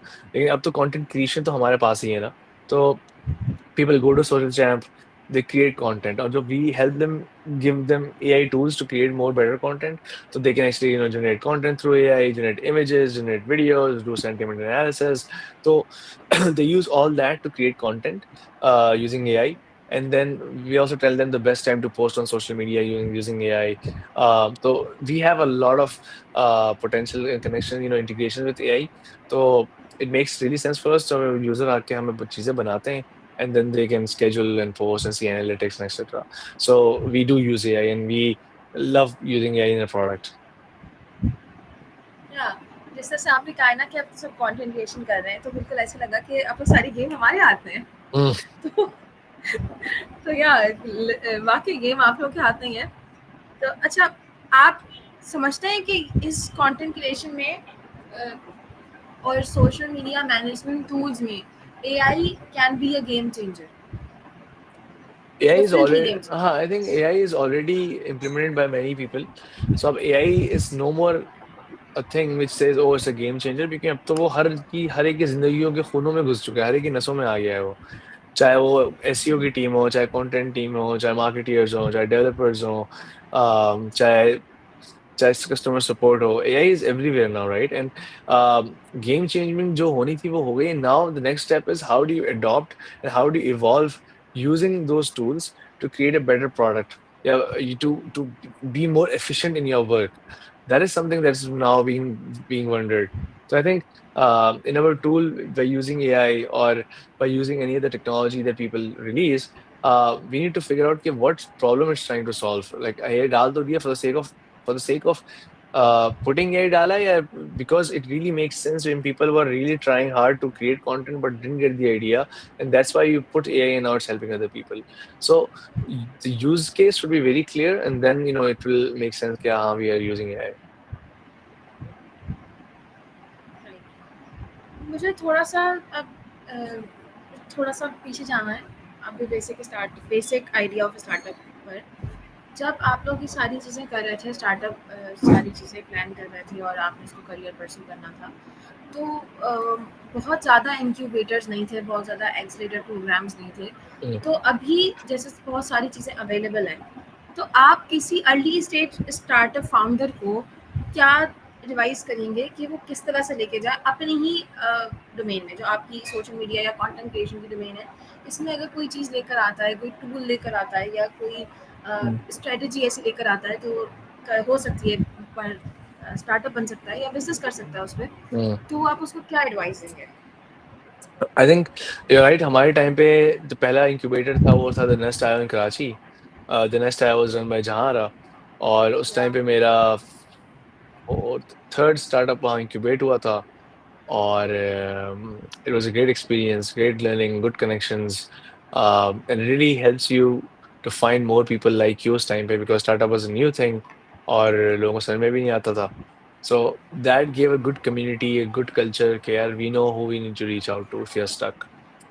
But now if you're going back to your question क्या अगर कोई बंदा similar startup करना चाहता है, what do they do? I think it depends where you are at the startup phase right now. Like for example, let's say you have launched and you have आपने बना दिया, launch कर दिया, and now you want investors, your customers, you want other people to know that you're launched, right? Then incubators make good sense because जब वहाँ पे आप जाएंगे तो वहाँ पे जो investors जो लोग आएंगे वो आपको connect करवाएंगे और they can see your product, right? So this is a good spot to be ताकि आप launch हुए हुए भी हो, ताकि वो आपको help भी कर रहे हैं और etc चल रहा है. बैड स्पॉट वुड बी कि यार आपने अभी तक कोई चीज़ लॉन्च ही नहीं करी है, कोडिंग करना चाहते हो तो आपको एक इंक्यूबेटर में जाना है। वो फ़ायदेमंद नहीं है, क्योंकि या आप वहाँ पे बैठे घर कोडिंग करो, घर में बैठे कोडिंग करो, थोड़ी बहुत हेल्प हो जाएगी, लेकिन how much more they can help you? Like they can't amplify the words because कुछ बना ही नहीं है। So I think it really depends which stage your startup is at, and also के what do you seek from an incubator? For example, let's say आप बहुत आपने launch भी कर दिया, आप बड़े भी हो गए, मैट्रिक भी थोड़ा-सा आ गए। अब आप इंक्यूबेटर्स में लोकली अप्लाई करना चाहते हो या इंटरनेशनल इंक्यूबेटर में अप्लाई करना चाहते हो? क्योंकि इंटरनेशनल और अच्छे होते हैं, जैसे टेक्स्टार्स है, 500 स्टार्टअप्स हैं, वाईसी है, right? These are world class incubators where they even give you money, take some percentage, give you 100K 150K, right? वहाँ कॉम्पिटिशन ज्यादा है, तो how do you compete with that? How do you apply? What's your pitch? So I think it keeps on changing on how big you're thinking and what you want to do in life. Right. अभी जैसे अब तो बहुत सारे startup incubators आ गए हैं, accelerator programmes आ गए हैं। जैसे आपने कहा नेस्ट आयो उस वक्त था और जहारा वाज लीडिंग दैट स्पेस। तो आपकी जर्नी में कितना अफेक्ट आया जहारा जैसे मेंटोर होने की वजह से? Hmm. Yeah, I think बहुत ही phenomenal change आया. It's been like she has been, especially Jahan has been helping startups since very very early days, and she has often gone extra mile to help us or any of my friends, especially me. तो उन्होंने या बहुत दफा करा है, और ये सब मेरे लिए नहीं, उन्होंने बहुत सारों के लिए ऐसी चीजें करी हैं. Just to give an idea कि जब गाय ने मुझे यूएस बुलाया था, invited me to Silicon Valley in US. तो ही एक्चुअली टोल्ड मी कि यार he sponsored me ticket to the conference. तो जब मैं जाने लगा तो मैं जहाँ को सबको बताया था मैं यूएस के लिए वीज़ा इंटरव्यू के लिए जा रहा हूँ. और जब मैं वीज़ा इंटरव्यू के लिए गया, उन्होंने मुझसे पूछा आप सिंगल हो? मैंने कहा हाँ. उन्होंने कहा खान? मैंने कहा हाँ. ठक रिजेक्ट, अल्लाह हाफ़िज़. और माय वीज़ा गॉट रिजेक्टेड. और मैंने कहा यार ये क्या हो गया? तो वापस आने लगा तो फिर मैं जहाँ को मैसेज कर दिया, मैंने कहा जहाँ मेरा तो रिजेक्ट हो गया वीज़ा, और मना कर दिया. फिर जहाँ आई रिमेंबर जहाँ was in in in airport, वो फ्लाइट का वेट कर रही थी, कनेक्टिंग फ्लाइट थी. तो दुबई के एयरपोर्ट में she wrote entire big email on me. State US state को उन्होंने ईमेल करा और कहा कि जब हम पार्टनर्स हैं, ये हमारे स्टार्टअप की सपोर्ट नहीं, इससे फायदा क्या हो, ब्ला ब्ला. अपनी तारीफें बहुत सारी लिखी कि इसने यूएस में पढ़ाया भी है, ये वो, वापस आएगा, vouch he will come back and all that. तो जब वो हुआ तो फिर मुझे कॉल आई वहाँ से, यूएस से, कॉन्सुलेट से, कि आप फिर से अप्लाई कर लें, आपका ये. फिर देन मेरा अगेन इंटरव्यू हुआ और पूरा वीआईपी इंटरव्यू, और मेरा उसमें वीज़ा लग गया. And then actually went to the US. So nice. Usually वो जो जर्नी थी ना start, if I couldn't go to the US and मुझे यहाँ से भी नहीं मिलता तो वो भी नहीं होता. तो this is like one one of the many events that happened. मेरी जो फर्स्ट इन्वेस्टमेंट है, वो जो मुझे 100K मिला था, वो फ्रॉम जीरो टू डिस्टर्ब हुआ था. वो मुझे जाने इन्वेस्टर से इंट्रोड्यूस करवाया था. उसको वो बात होते होते होते टाइम लगा था, he became investor. Second investor भी तकरीबन ऐसे ही आया. सो a lot of this ecosystem में जो you see help from great people, you need mentors like Jahan and other people who actually want you to succeed. And in turn, they don't want anything. They always want you to succeed and bring a good name to Pakistan. So it's been a good journey so far, and she has been done a phenomenal job in helping other startups. And anybody who's listening right now, you can go check out Catalyst Labs. अब उनका नाम Catalyst Lab हो गया है उसका incubator का, which is now an accelerator though. So they'll also launch a lot of women-related programs. But she's a phenomenal person in the ecosystem. अरे मुझे एक बात याद है कि मैं जब फर्स्ट टाइम उनसे मिली थी तो मुझे उनसे बहुत डर लग रहा था। तो बिकॉज उनका एक ना वो अपने साथ लोगों कुछ लोग होते हैं वो बात कर रही होती हैं और लाइक इंट्रोडक्शन लेना बिकॉज मुझे मेरी एक दोस्त ने इंट्रोड्यूस उनसे करा था और वो मुझसे बात कर रही है मैं उनसे बात कर रही हूँ बिल्कुल रॉब में ना कि मतलब एक और मैं क्या जी कर रही हूँ और मुझे उनसे कुछ क्वेश्चन पूछना है एंड रिलेटेड टू स्टार्टअप ही पूछना था। तो फिर उन्होंने मुझे बिठा के बड़े प्यार से बात की मुझे सारा समझाया बिल्कुल कहते ना बिल्कुल मुझे फील नहीं हुआ कि वो जहाँ आना मैडम बात कर रही हैं तो एक आई कैन फील इट या Nice. Yeah, yeah, that's ऐसे true. बहुत सारी स्टोरीज हैं बिल्कुल फील हुआ कि लाइक इस तरह की भी कोई चीज़ है और उनके उनके पास ऐसे कितने लोग हैं जिनको उन्होंने मेंटोर किया है आई थिंक ऐसी बहुत सी स्टोरीज हैं Yep. लेकिन नहीं फील होना चाहते। मेरा अगला क्वेश्चन आपसे ये है कि अगर मुझे इन्वेस्टर पिच रेडी करनी है तो उसके लिए और मैं एक्सीलेटर पिच की बात कर रही हूँ not talking about early pre revenue stage startup मैं एक्सीलेटर स्टेज की बात कर रही हूँ तो मुझे उस पिच में क्या चीज़ें रखनी चाहिए हैं कितनी मिनिमल होनी चाहिए कितनी ज़्यादा होनी चाहिए कौन सारे मेंबर आपने मुझे दिखाई थी इट वॉज 40 स्लाइड पिच जो आपने यूएस में की थी कुछ इस तरह से था आपने मुझे दिखाई थी उसकी थीम उसकी कलर उसका फॉन्ट तो मुझे वो थोड़ा सा उसके बारे में रिफ्लेक्ट करेंगे तो अच्छा हो जाएगा। अच्छा, तो basically in the investor pitch ये होता है कि जो इन्वेस्टर पिच होती है ना इट नीड्स लाइक 10 स्लाइड्स हैं गाय का का टेम्पलेट है 10 स्लाइड्स का in those 10 slides you can actually tell competitors you can put competitors you can put the numbers problem क्या है विजन क्या है प्रोजेक्शन क्या है एक अवेलेबल है पूरी डेक अवेलेबल है but I think for investment number one thing that they require to see is the metrics अब जो है ना जो ट्रैक्शन है ना आपकी वो बहुत इंपॉर्टेंट है like how much traction do you have? What is the sign up? What's your growth percentage? How much percentage you need? That's one of the most important thing. और ये अब जो बबल है ना स्टार्टअप का वो बहुत वो हो गया है like people are they want more safe startups to invest in. पहले था ना कि they used to give this higher valuations, they used to invest big amount of money, they used to give so much amount, and now they want good metrics that they can see it's sustainable or not, it will go in the long run or not. So that's what now they're focusing on. So I think usually what happens is they're looking for competition, they're looking for good traction. वो ये देखते हैं कि यार अच्छा अभी इनका competition कौन है, what's the defense system, how good they're at, what they want to do in life. और how's the co-founding team कैसी है co-founders की, what's the chemistry. So yeah. मुझे इसमें बस आखिरी के 1-2-3 सवाल आपसे करने हैं and then I will hand over to Ribal. मेरा आपसे क्वेश्चन ये है कि अब जैसे अब एक्सेलरेटर प्रोग्राम्स आ रहे हैं ठीक है एक्सेलरेटर स्टार्टअप्स जो होते हैं उन्हें क्या बिजनेस मॉडल और ग्रोथ स्ट्रेटजी रखनी चाहिए डिजिटल मीडिया में कि वो स्टैंड आउट कर सकें। सॉरी क्या होना चाहिए strategy marketing strategy business model उनका क्या होना चाहिए और ग्रोथ स्ट्रेटजी क्या होनी चाहिए आई think for accelerator stage.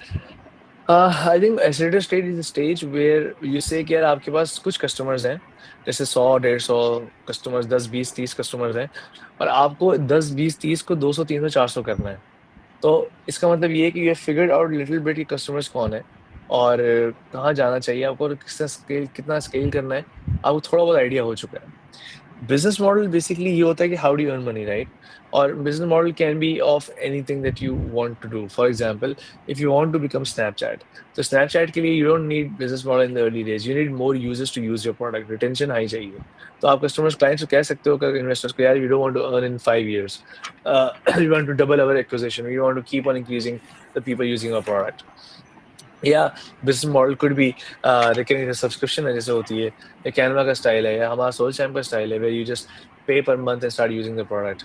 So I think business model is something where you have to be very clear कि either you make money either you not make money but you have to clear that message very clear कि मैं अभी जो है ना इस पे इतने ये मॉडल रख रहा हूँ मैं एंड ये आइटरेट होगा जब इतने लोग हो जाएंगे so I think that's something that helps you figure out क्या करना है अच्छा business model is something that you keep on iterating also ये नहीं कि आपने एक चीज आपने $10 की दे दी तो आप उसके ऊपर $20 नहीं कर सकते। You keep on increasing the prices, changing the model, affiliate डाल दिया, रिटेंशन कुछ और देख लिया आपने उसके अंदर। So that's something that you do. Second is growth strategy. As a growth strategy, it's really again, it's very it's, it really depends what your startup is. उस किस लेवल पे है and how much growth you want and from which channel do you want. देखो growth is something that any strategy that helps you grow is growth strategy. और उसके multiple domains हैं उसके उसके मैंने for example शुरू में बताया there's content marketing, there's SEO, there's viral content strategy, there's LinkedIn पे करना है, कहाँ पे करना है, customers कहाँ पे होते हैं आपके, where do you want to market your product, right? So all that phases, and you can't do everything together, by the way. You can't do सब कुछ कि मुझे सब कुछ ही करना है। ईमेल मार्केटिंग आई तो सबको ईमेल मार्केटिंग भी करनी है, कोल्ड ईमेल्स भी करनी है, इनबाउंड ईमेल्स भी को देखना है, आउटबाउंड भी करनी है, सेल्स के बंदे भी रखना है। You can't do everything, so you have to see your budget, see what's slowly gradually working and slowly gradually scale your process. So I think a lot of experimentation is required into this, but slowly gradually जब when you start doing and you see कि numbers अब अच्छे हो रहे हैं या यहाँ से अच्छा response आ रहा है, you start iterating and putting more focus on those activities. So there is no you could say one or 1 2 3 ऐसा करके कोई ऐसा मैप नहीं है कि ये करोगे सक्सेसफुल हो जाओगे। It's all about iterating, experimenting and seeing which is working for your own startup at that time. अच्छा, अभी आपने जैसे अभी कहा कि आपके स्टार्टअप के लिए क्या है और एक्सपेरिमेंट क्या अच्छा है और एक्सपेरिमेंट करने ही से ही वो चीज़ पता चलती है। तो इसी बात से मैं कनेक्ट करूँगी कि आपने कहा था शुरू में कि आपकी बहुत अच्छी केमिस्ट्री रही है आपके क्लासमेट्स के साथ जो अब आपके को-फाउंडर हैं सोशल जर्नल, ठीक है? तो वो एक्सपेरिमेंटेशंस जो आपने स्कूल सॉरी यूनिवर्सिटी के टाइम पे किया अपने क्लासमेट्स और को-फाउंडर्स के साथ, अब वो कितना रिफ्लेक्ट करता है अभी के सोशल चैट में? इसी के साथ मेरा दूसरा क्वेश्चन भी है, और वो ये है कि कितना फ़र्क पड़ा आपकी मतलब क्लासमेट्स को एज ए को-फाउंडर कंपनी शुरू करने में? क्या चीज़ें कॉन्फ्लिक्ट्स आए तो कैसे रिजॉल्व किए? क्या ग्रोथ रही I think professionally? I think हम जब यूनिवर्सिटी में थे तो मैंने कहा सबको कि हमें कंपनी खोलते हैं, ओल सिस्टम्स कंसल्टिंग कंपनी, और हम प्रोजेक्ट्स करेंगे। कौन कौन कंपनी में आना चाहता है? तो तकरीबन 11-12 लोगों ने हाँ बोला। तो हम जो थे वो 11 से 12 लोगों के की कंपनी थे, मतलब हमारी कंपनी में सिस्टम में 11-12 लोग थे, ठीक है। और मैंने कहा चलो सब साथ रहेंगे ना। और हमने क्या करा, हमने प्रोजेक्ट उठाना शुरू करे, मैंने और जुएब ने और 1-2 लोगों ने। और प्रोजेक्ट उठाए, वी स्टार्टेड पिकिंग प्रोजेक्ट्स। हमने खुद करे और लोगों को बांटे, उनको बांटे, ये लोग कितने में करोगे? मैंने कहा हम इतने में कर देंगे, 30,000 में कर देंगे। मैंने कहा ठीक है ले लो, 30,000 में कर दो। फिर हमने अब डिस्ट्रीब्यूट करना शुरू कर दिए। तो और जो ये कॉम्पिटिशन होने लगे ना, विच इज फॉर एग्जाम्पल जैसे ये सोनी इलेक्शन कॉम्पिटिशन हो गया, इमेजिन कप हो गया, तो हमने एक को देखा इसको ये आता है, हमें ये चाहिए होगा, इसको ये टेक्नोलॉजी आती है, चलो हम मिलकर ना एक चीज बनाते हैं। तो हमने उन तीनों के साथ टीम बना ली, वहाँ कम्पीट करा, वहाँ केमिस्ट्री देखी। फिर कोई और कॉम्पिटिशन आया तो हमने किसी और को साथ मिलकर टीम बना ली, राइट। कुछ कॉमन होते थे, कुछ अनकॉमन होते थे, कुछ बाद में कनेक्ट हुए। तो we kept on experimenting this. जो मेरे अभी को फाउंडर्स है मेरी यूनिवर्सिटी से, शुरू से दोस्त नहीं थे मेरे ये, they became my like second year third year में, तो इतने दोस्त अच्छा बने शुरू हुए मेरे ये। So we used to I used to experiment कि यार मुझे ये वाला आइडिया करना है तो ये इसके लिए इसको आता होगा, मुझे ये आता है तो मुझे टीम बनानी पड़ेगी। उससे पिच किया भाई ये आइडिया है, ये प्रोजेक्ट है और ये करना है, तो बोलता है अच्छा चलो sir help you in this, ठीक है। तो usually this was the case where I went to people who had certain technologies, और I used to give my idea and we used to work on front end, they used to work on back end, we used to participate in competition. कभी वो pitch करते थे, कभी हम pitch करते थे। So that's how it grew in university. और gradually when we went from our, जब ग्रेजुएट हो गए और एक फुल टाइम ऑफर आई, तो then we thought of doing this full time. और जहाँ पे मैं रीच आउट कर अपने को-फाउंडर्स को, तो मैंने कहा यार हम 2-3 रिजाइन करके आ जाते हैं, और हमारे पास एक प्रोजेक्ट है तो we can actually start working on it. तो वहाँ से वी न्यू के how good our team was, how good the chemistry between us was, क्योंकि हमने यूनिवर्सिटी में इतनी दफा रातों को जाके कॉम्पिटिशन में पार्टिसिपेट करके प्रोजेक्ट्स बनाए, हिस्सा लेने के लिए या कम्पीट कराए। तो वी न्यू कि हमारा जब स्ट्रेस आता है तो how do you perform, stress नहीं होता कैसे होता है। दैट वाज द एक्सपेरिमेंटिंग वाले days. Next days were about the university, जहाँ पे व्हेन देयर वर कॉन्फ्लिक्ट्स। जब कॉन्फ्लिक्ट्स हुए तो we brought always teachers in. For example ऐसे वो लेट आ रहा है, कोई बात नहीं कर रहा, 2 दफा समझा दिया, तो सर से बोला सर टाइमिंग हमारी सही कर रहे हैं, तो उन्होंने बात करी, भाई क्यों मसला है, ऐसे नहीं ऐसे करा करो, एडवाइस कर दी, अब ये कर लो, मसला आ रहा है, पानी का मसला है, कोई भी मसला है, तो we used to bring in teachers in, तो उनके रूम में जाके बात करते थे, तो वो समझाते थे, बात करते थे, कभी हमें समझाते थे, कभी किसी और को समझाते थे। तो it's a mix and match. तो it was always a continuous journey जहाँ पे we always got those helps.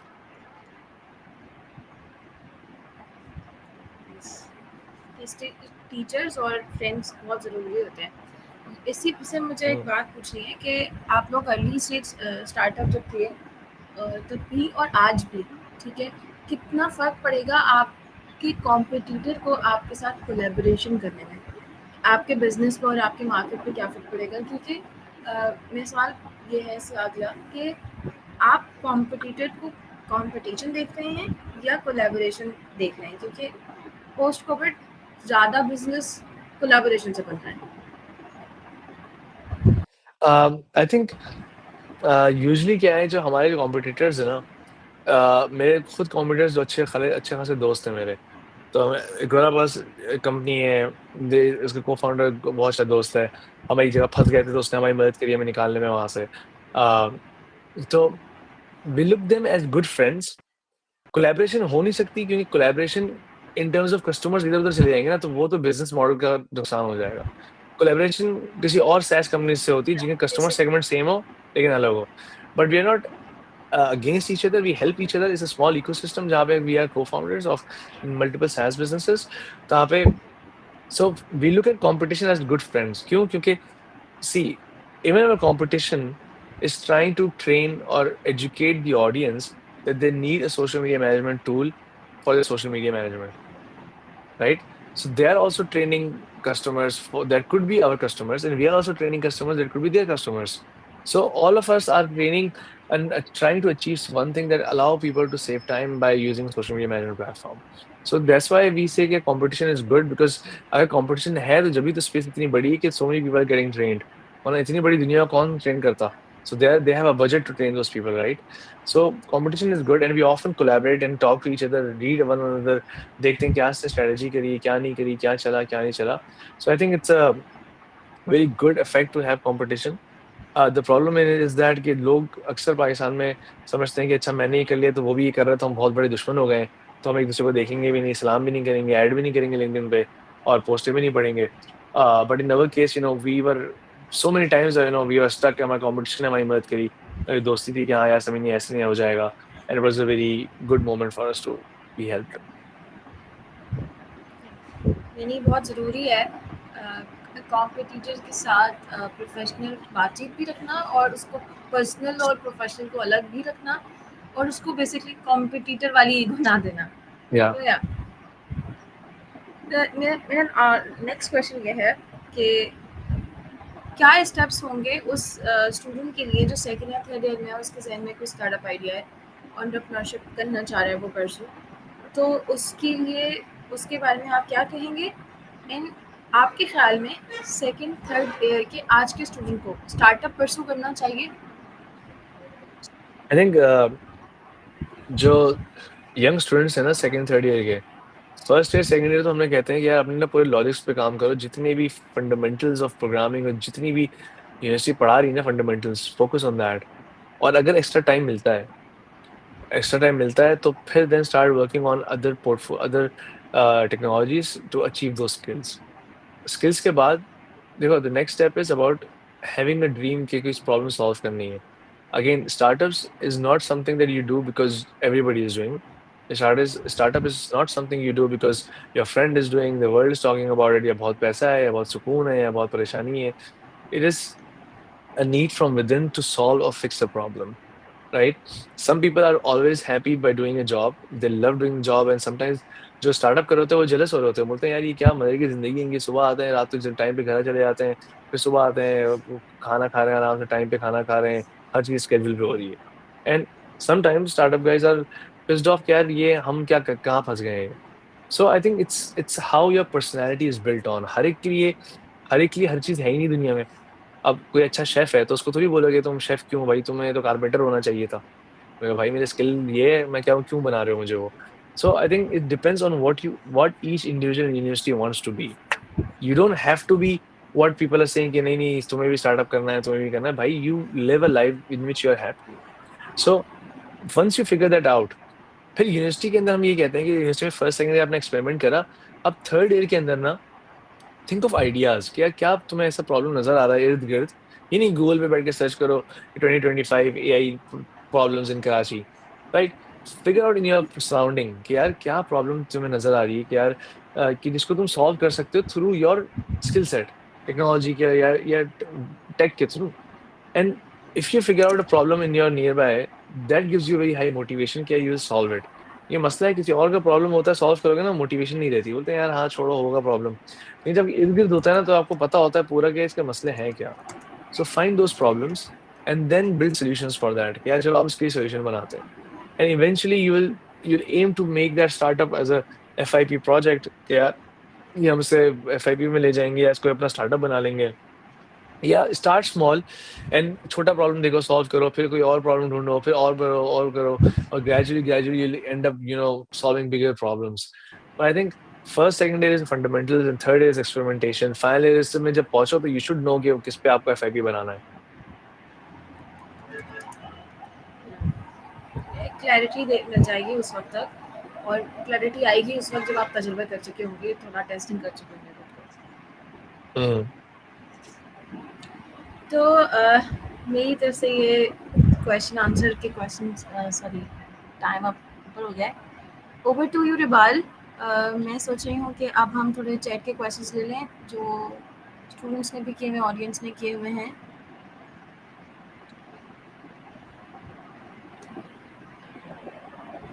Yes, it's an exciting event, and the engagement, uh, the power, the communication you have did, it's really amazing. Samir bhai, you are an amazing person, really, and very thankful to you, Mama, as a moderator as well. Uh, okay, I think we should go forward to the chat questions. So the first question is, what are Sir Samir's thoughts on building startup from scratch and bootstrapping? Secondly, what is the best way to pitch idea in the global market? Building startups from scratch यार, startup scratch से ही बनाते हैं वैसे, लेकिन I don't know ये सवाल किस, अगर ओपन सोर्स को लेके स्टार्टअप बनाना है तो I am not sure, but usually you have to build startups from scratch. और bootstrapping style is one of the most safest and easiest way to do it, because हमने एक bootstrap में किया था. So usually what happens is that you bootstrap. Bootstrap का concept पता है? Bootstrap is basically you use your funds to basically fund your own startup.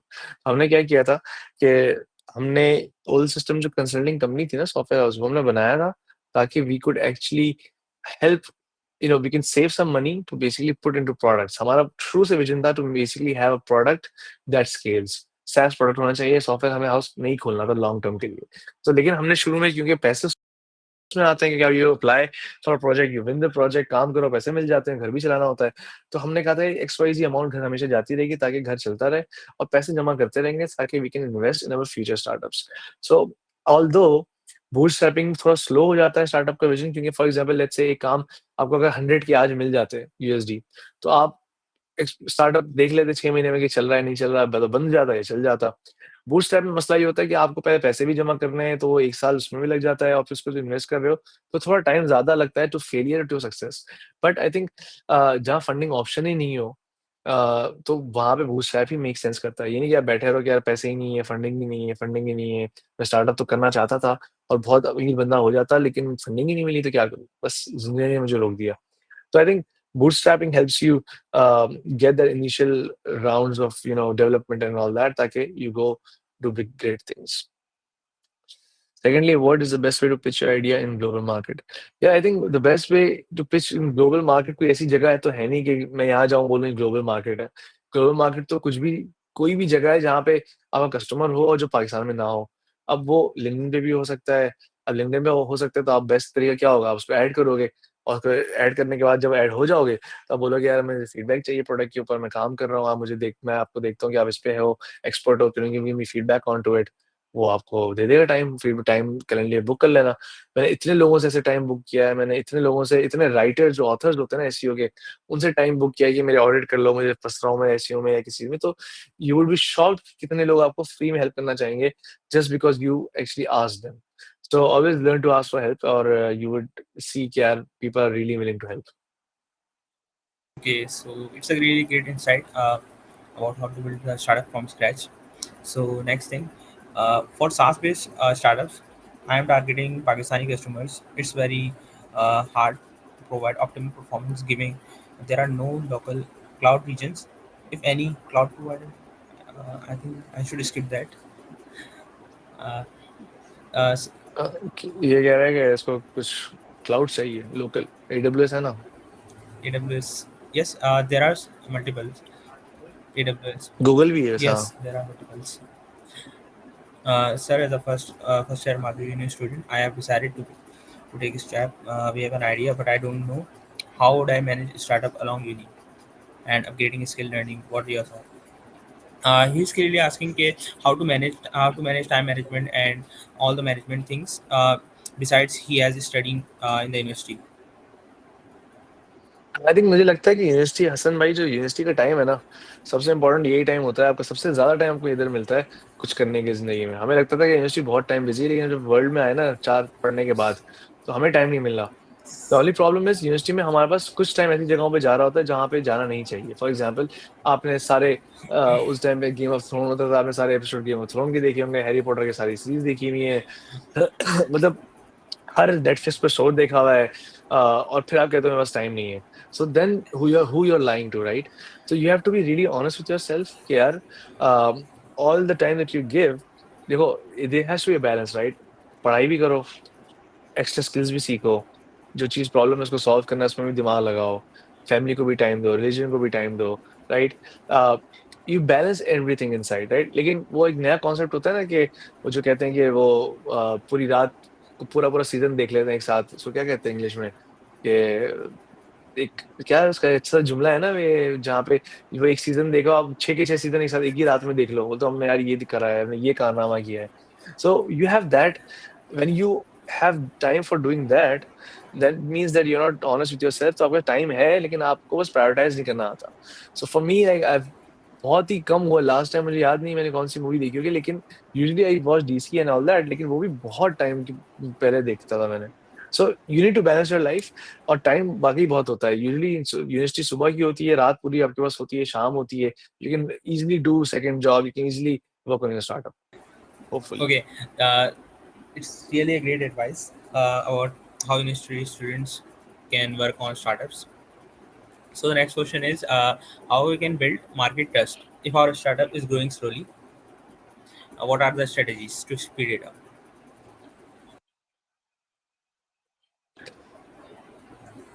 अच्छा, और क्या है? अच्छा भाई, market trust basically again it has to be, भाई ट्रस्ट आपको किस चीज़ से होता है? I actually said, right, the trust is usually by the good design of the website. देखो, अगर कोई खराब डिज़ाइन खुल जाए वेबसाइट का गंदा-सा, आप बोलोगे पता नहीं कौन-सी साइट है ये। एक तो design matters, the content matters, English matters, और फिर रिव्यूज़, कौन-कौन लोग उसके बारे में रिव्यू दे रहा है, राइट? अ बड़े लोग हैं, नहीं है इस्तेमाल करने वाले, और अगर कोई सिक्योरिटी कंसर्न है तो किससे एफ़िलिएटेड हो, किससे सर्टिफ़िकेशंस आई हुई हैं, राइट? तो मार्केट ट्रस्ट ऐसे ही होता है, लेकिन मार्केट ट्रस्ट असल जो होता है ना, वो कस्टमर्स की फीडबैक और रिव्यूज़ से ही होता है, जो पब्लिश करते हो आप औरों के सामने डाल के कि तो ये बात कह रहा है मेरे बारे में। ये जो मेरा कस्टमर है वो उसको ये अच्छा लगा। जब ये उसको पसंद कर रहा है। तो that's something that really builds slowly gradually होता है हमेशा। इट्स नॉट ऐसा बटन दबाया ज़ुप करके लोग बोलेंगे, ओह वाओ! ये तो ये प्रोडक्ट है, आई लव दिस प्रोडक्ट। ऐसा नहीं है। It's a slow growing product. अभी भी लोगों को एप्पल पे ट्रस्ट नहीं है। आप मार्केट ट्रस्ट की बात करो, अभी भी लोगों को एप्पल पे ट्रस्ट नहीं है। तो इट्स अ कंटीन्यूअस जर्नी ना। इट्स अ कंटीन्यूअस जर्नी जहाँ पे you keep on adding trust, you try to build that, and then people eventually, nobody will be 100% like, but it's an ongoing process। ठीक है?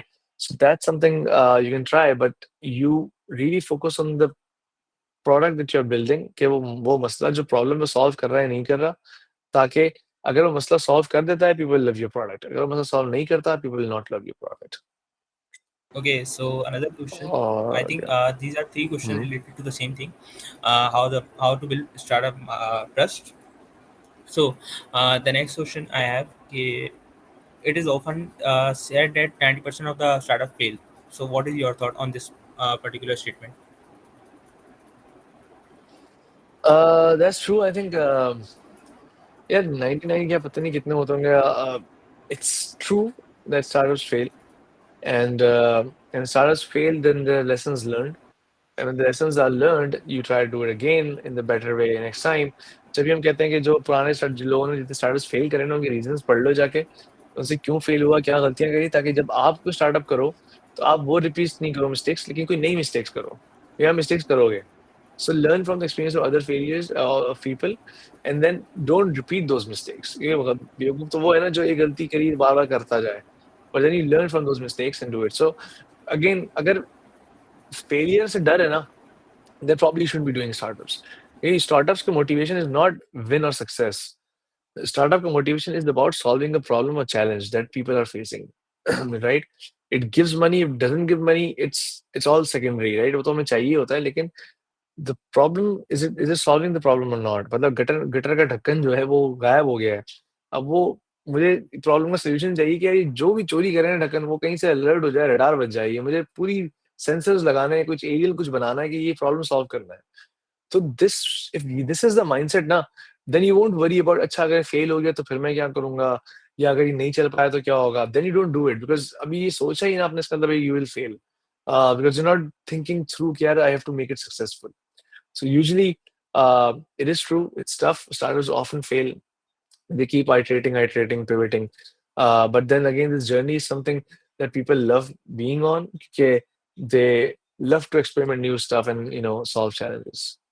Okay, so that's another question we have कि risk factors क्या क्या होते हैं जो startup में involve होते हैं, इसके अलावा फंड्स कैसे रेज कर सकते हैं एंड उसमें सरकमस्टांसेस क्या क्या आते हैं. रिस्क फैक्टर्स क्या होते हैं? रिस्क फैक्टर ये होता है कि बंद हो जाएगा startup.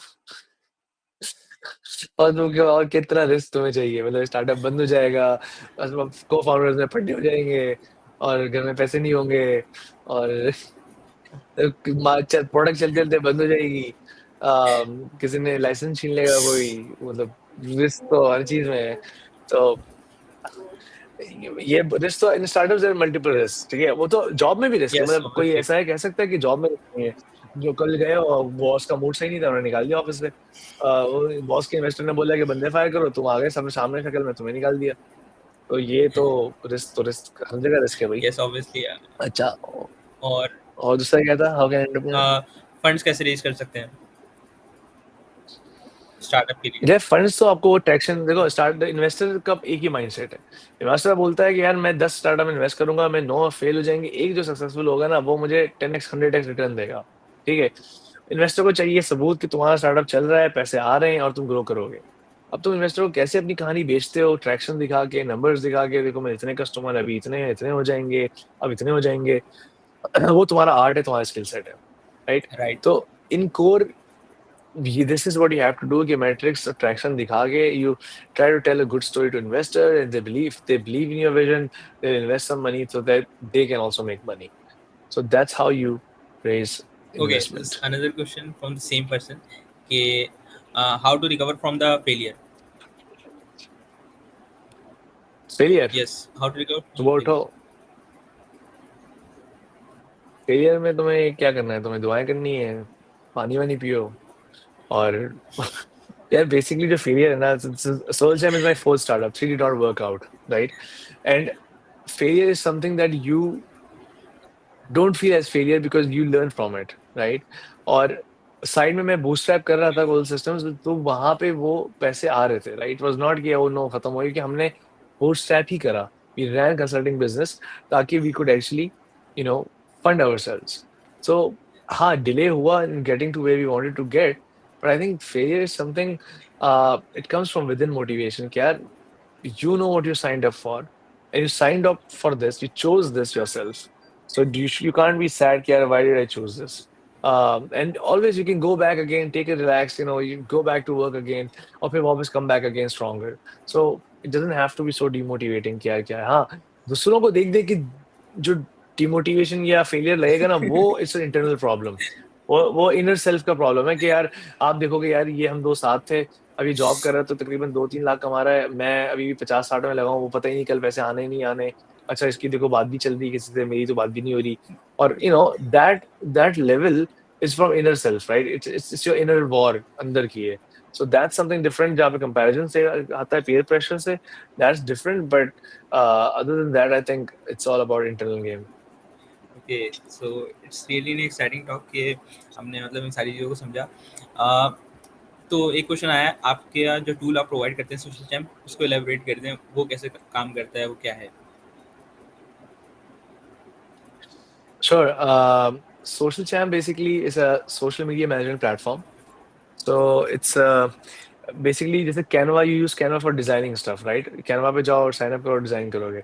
So you go to socialchamp.com, you sign up and you create your account. तो वहाँ पे आप अपना Facebook, Twitter, LinkedIn जितने भी social account से connect कर सकते हैं. तो Facebook का पेज कनेक्ट कर दिया, अपना Twitter कनेक्ट कर दिया, LinkedIn कनेक्ट कर दिया और फिर आपने कहा है मैं एक जगह पोस्ट करता हूँ जैसे I love the session done by GDG community Karachi university, right? आपने लिखा, तस्वीर डाली और आपने पोस्ट किया और आपने सेलेक्ट किया फेसबुक, ट्विटर, लिंक्डइन, पिंटरेस्ट जो भी 11 प्लेटफॉर्म है, व्हाट्सएप भी आ गया है। सो यू पोस्ट दैट और वो हर जगह पोस्ट हो जाएगा। यू कैन शेड्यूल कंटेंट, फिर उसके बाद आप देख सकते हो कि ये पोस्ट कर दिया तो उसके एनालिटिक्स कैसे हैं, पोस्ट परफॉर्म कैसे कर रहा है। सोशल लिस्टिंग आपने कीवर्ड डाल दिया जीडीजी, जो जीडीजी के बारे में बात कर रहा है वहाँ आ अमेजिंग। जाएगा। टीम मैनेजमेंट इसके अंदर है। So it's entire big platform where you can team manage कर सकते हो, या पासवर्ड नहीं दो किसी को अपने अकाउंट्स का, टीम इस सोल चैम में इनवाइट कर दो। So it's one of the tool where you can help your manage entire social media. Yes, it's an amazing tool. मैंने भी इसको इस्तेमाल किया है और मतलब इट्स अमेजिंग। सही। So Thank you, Vas. Another question कि how to get the investor. I have build a tool and I have the skills as an AI student. How to get an investor?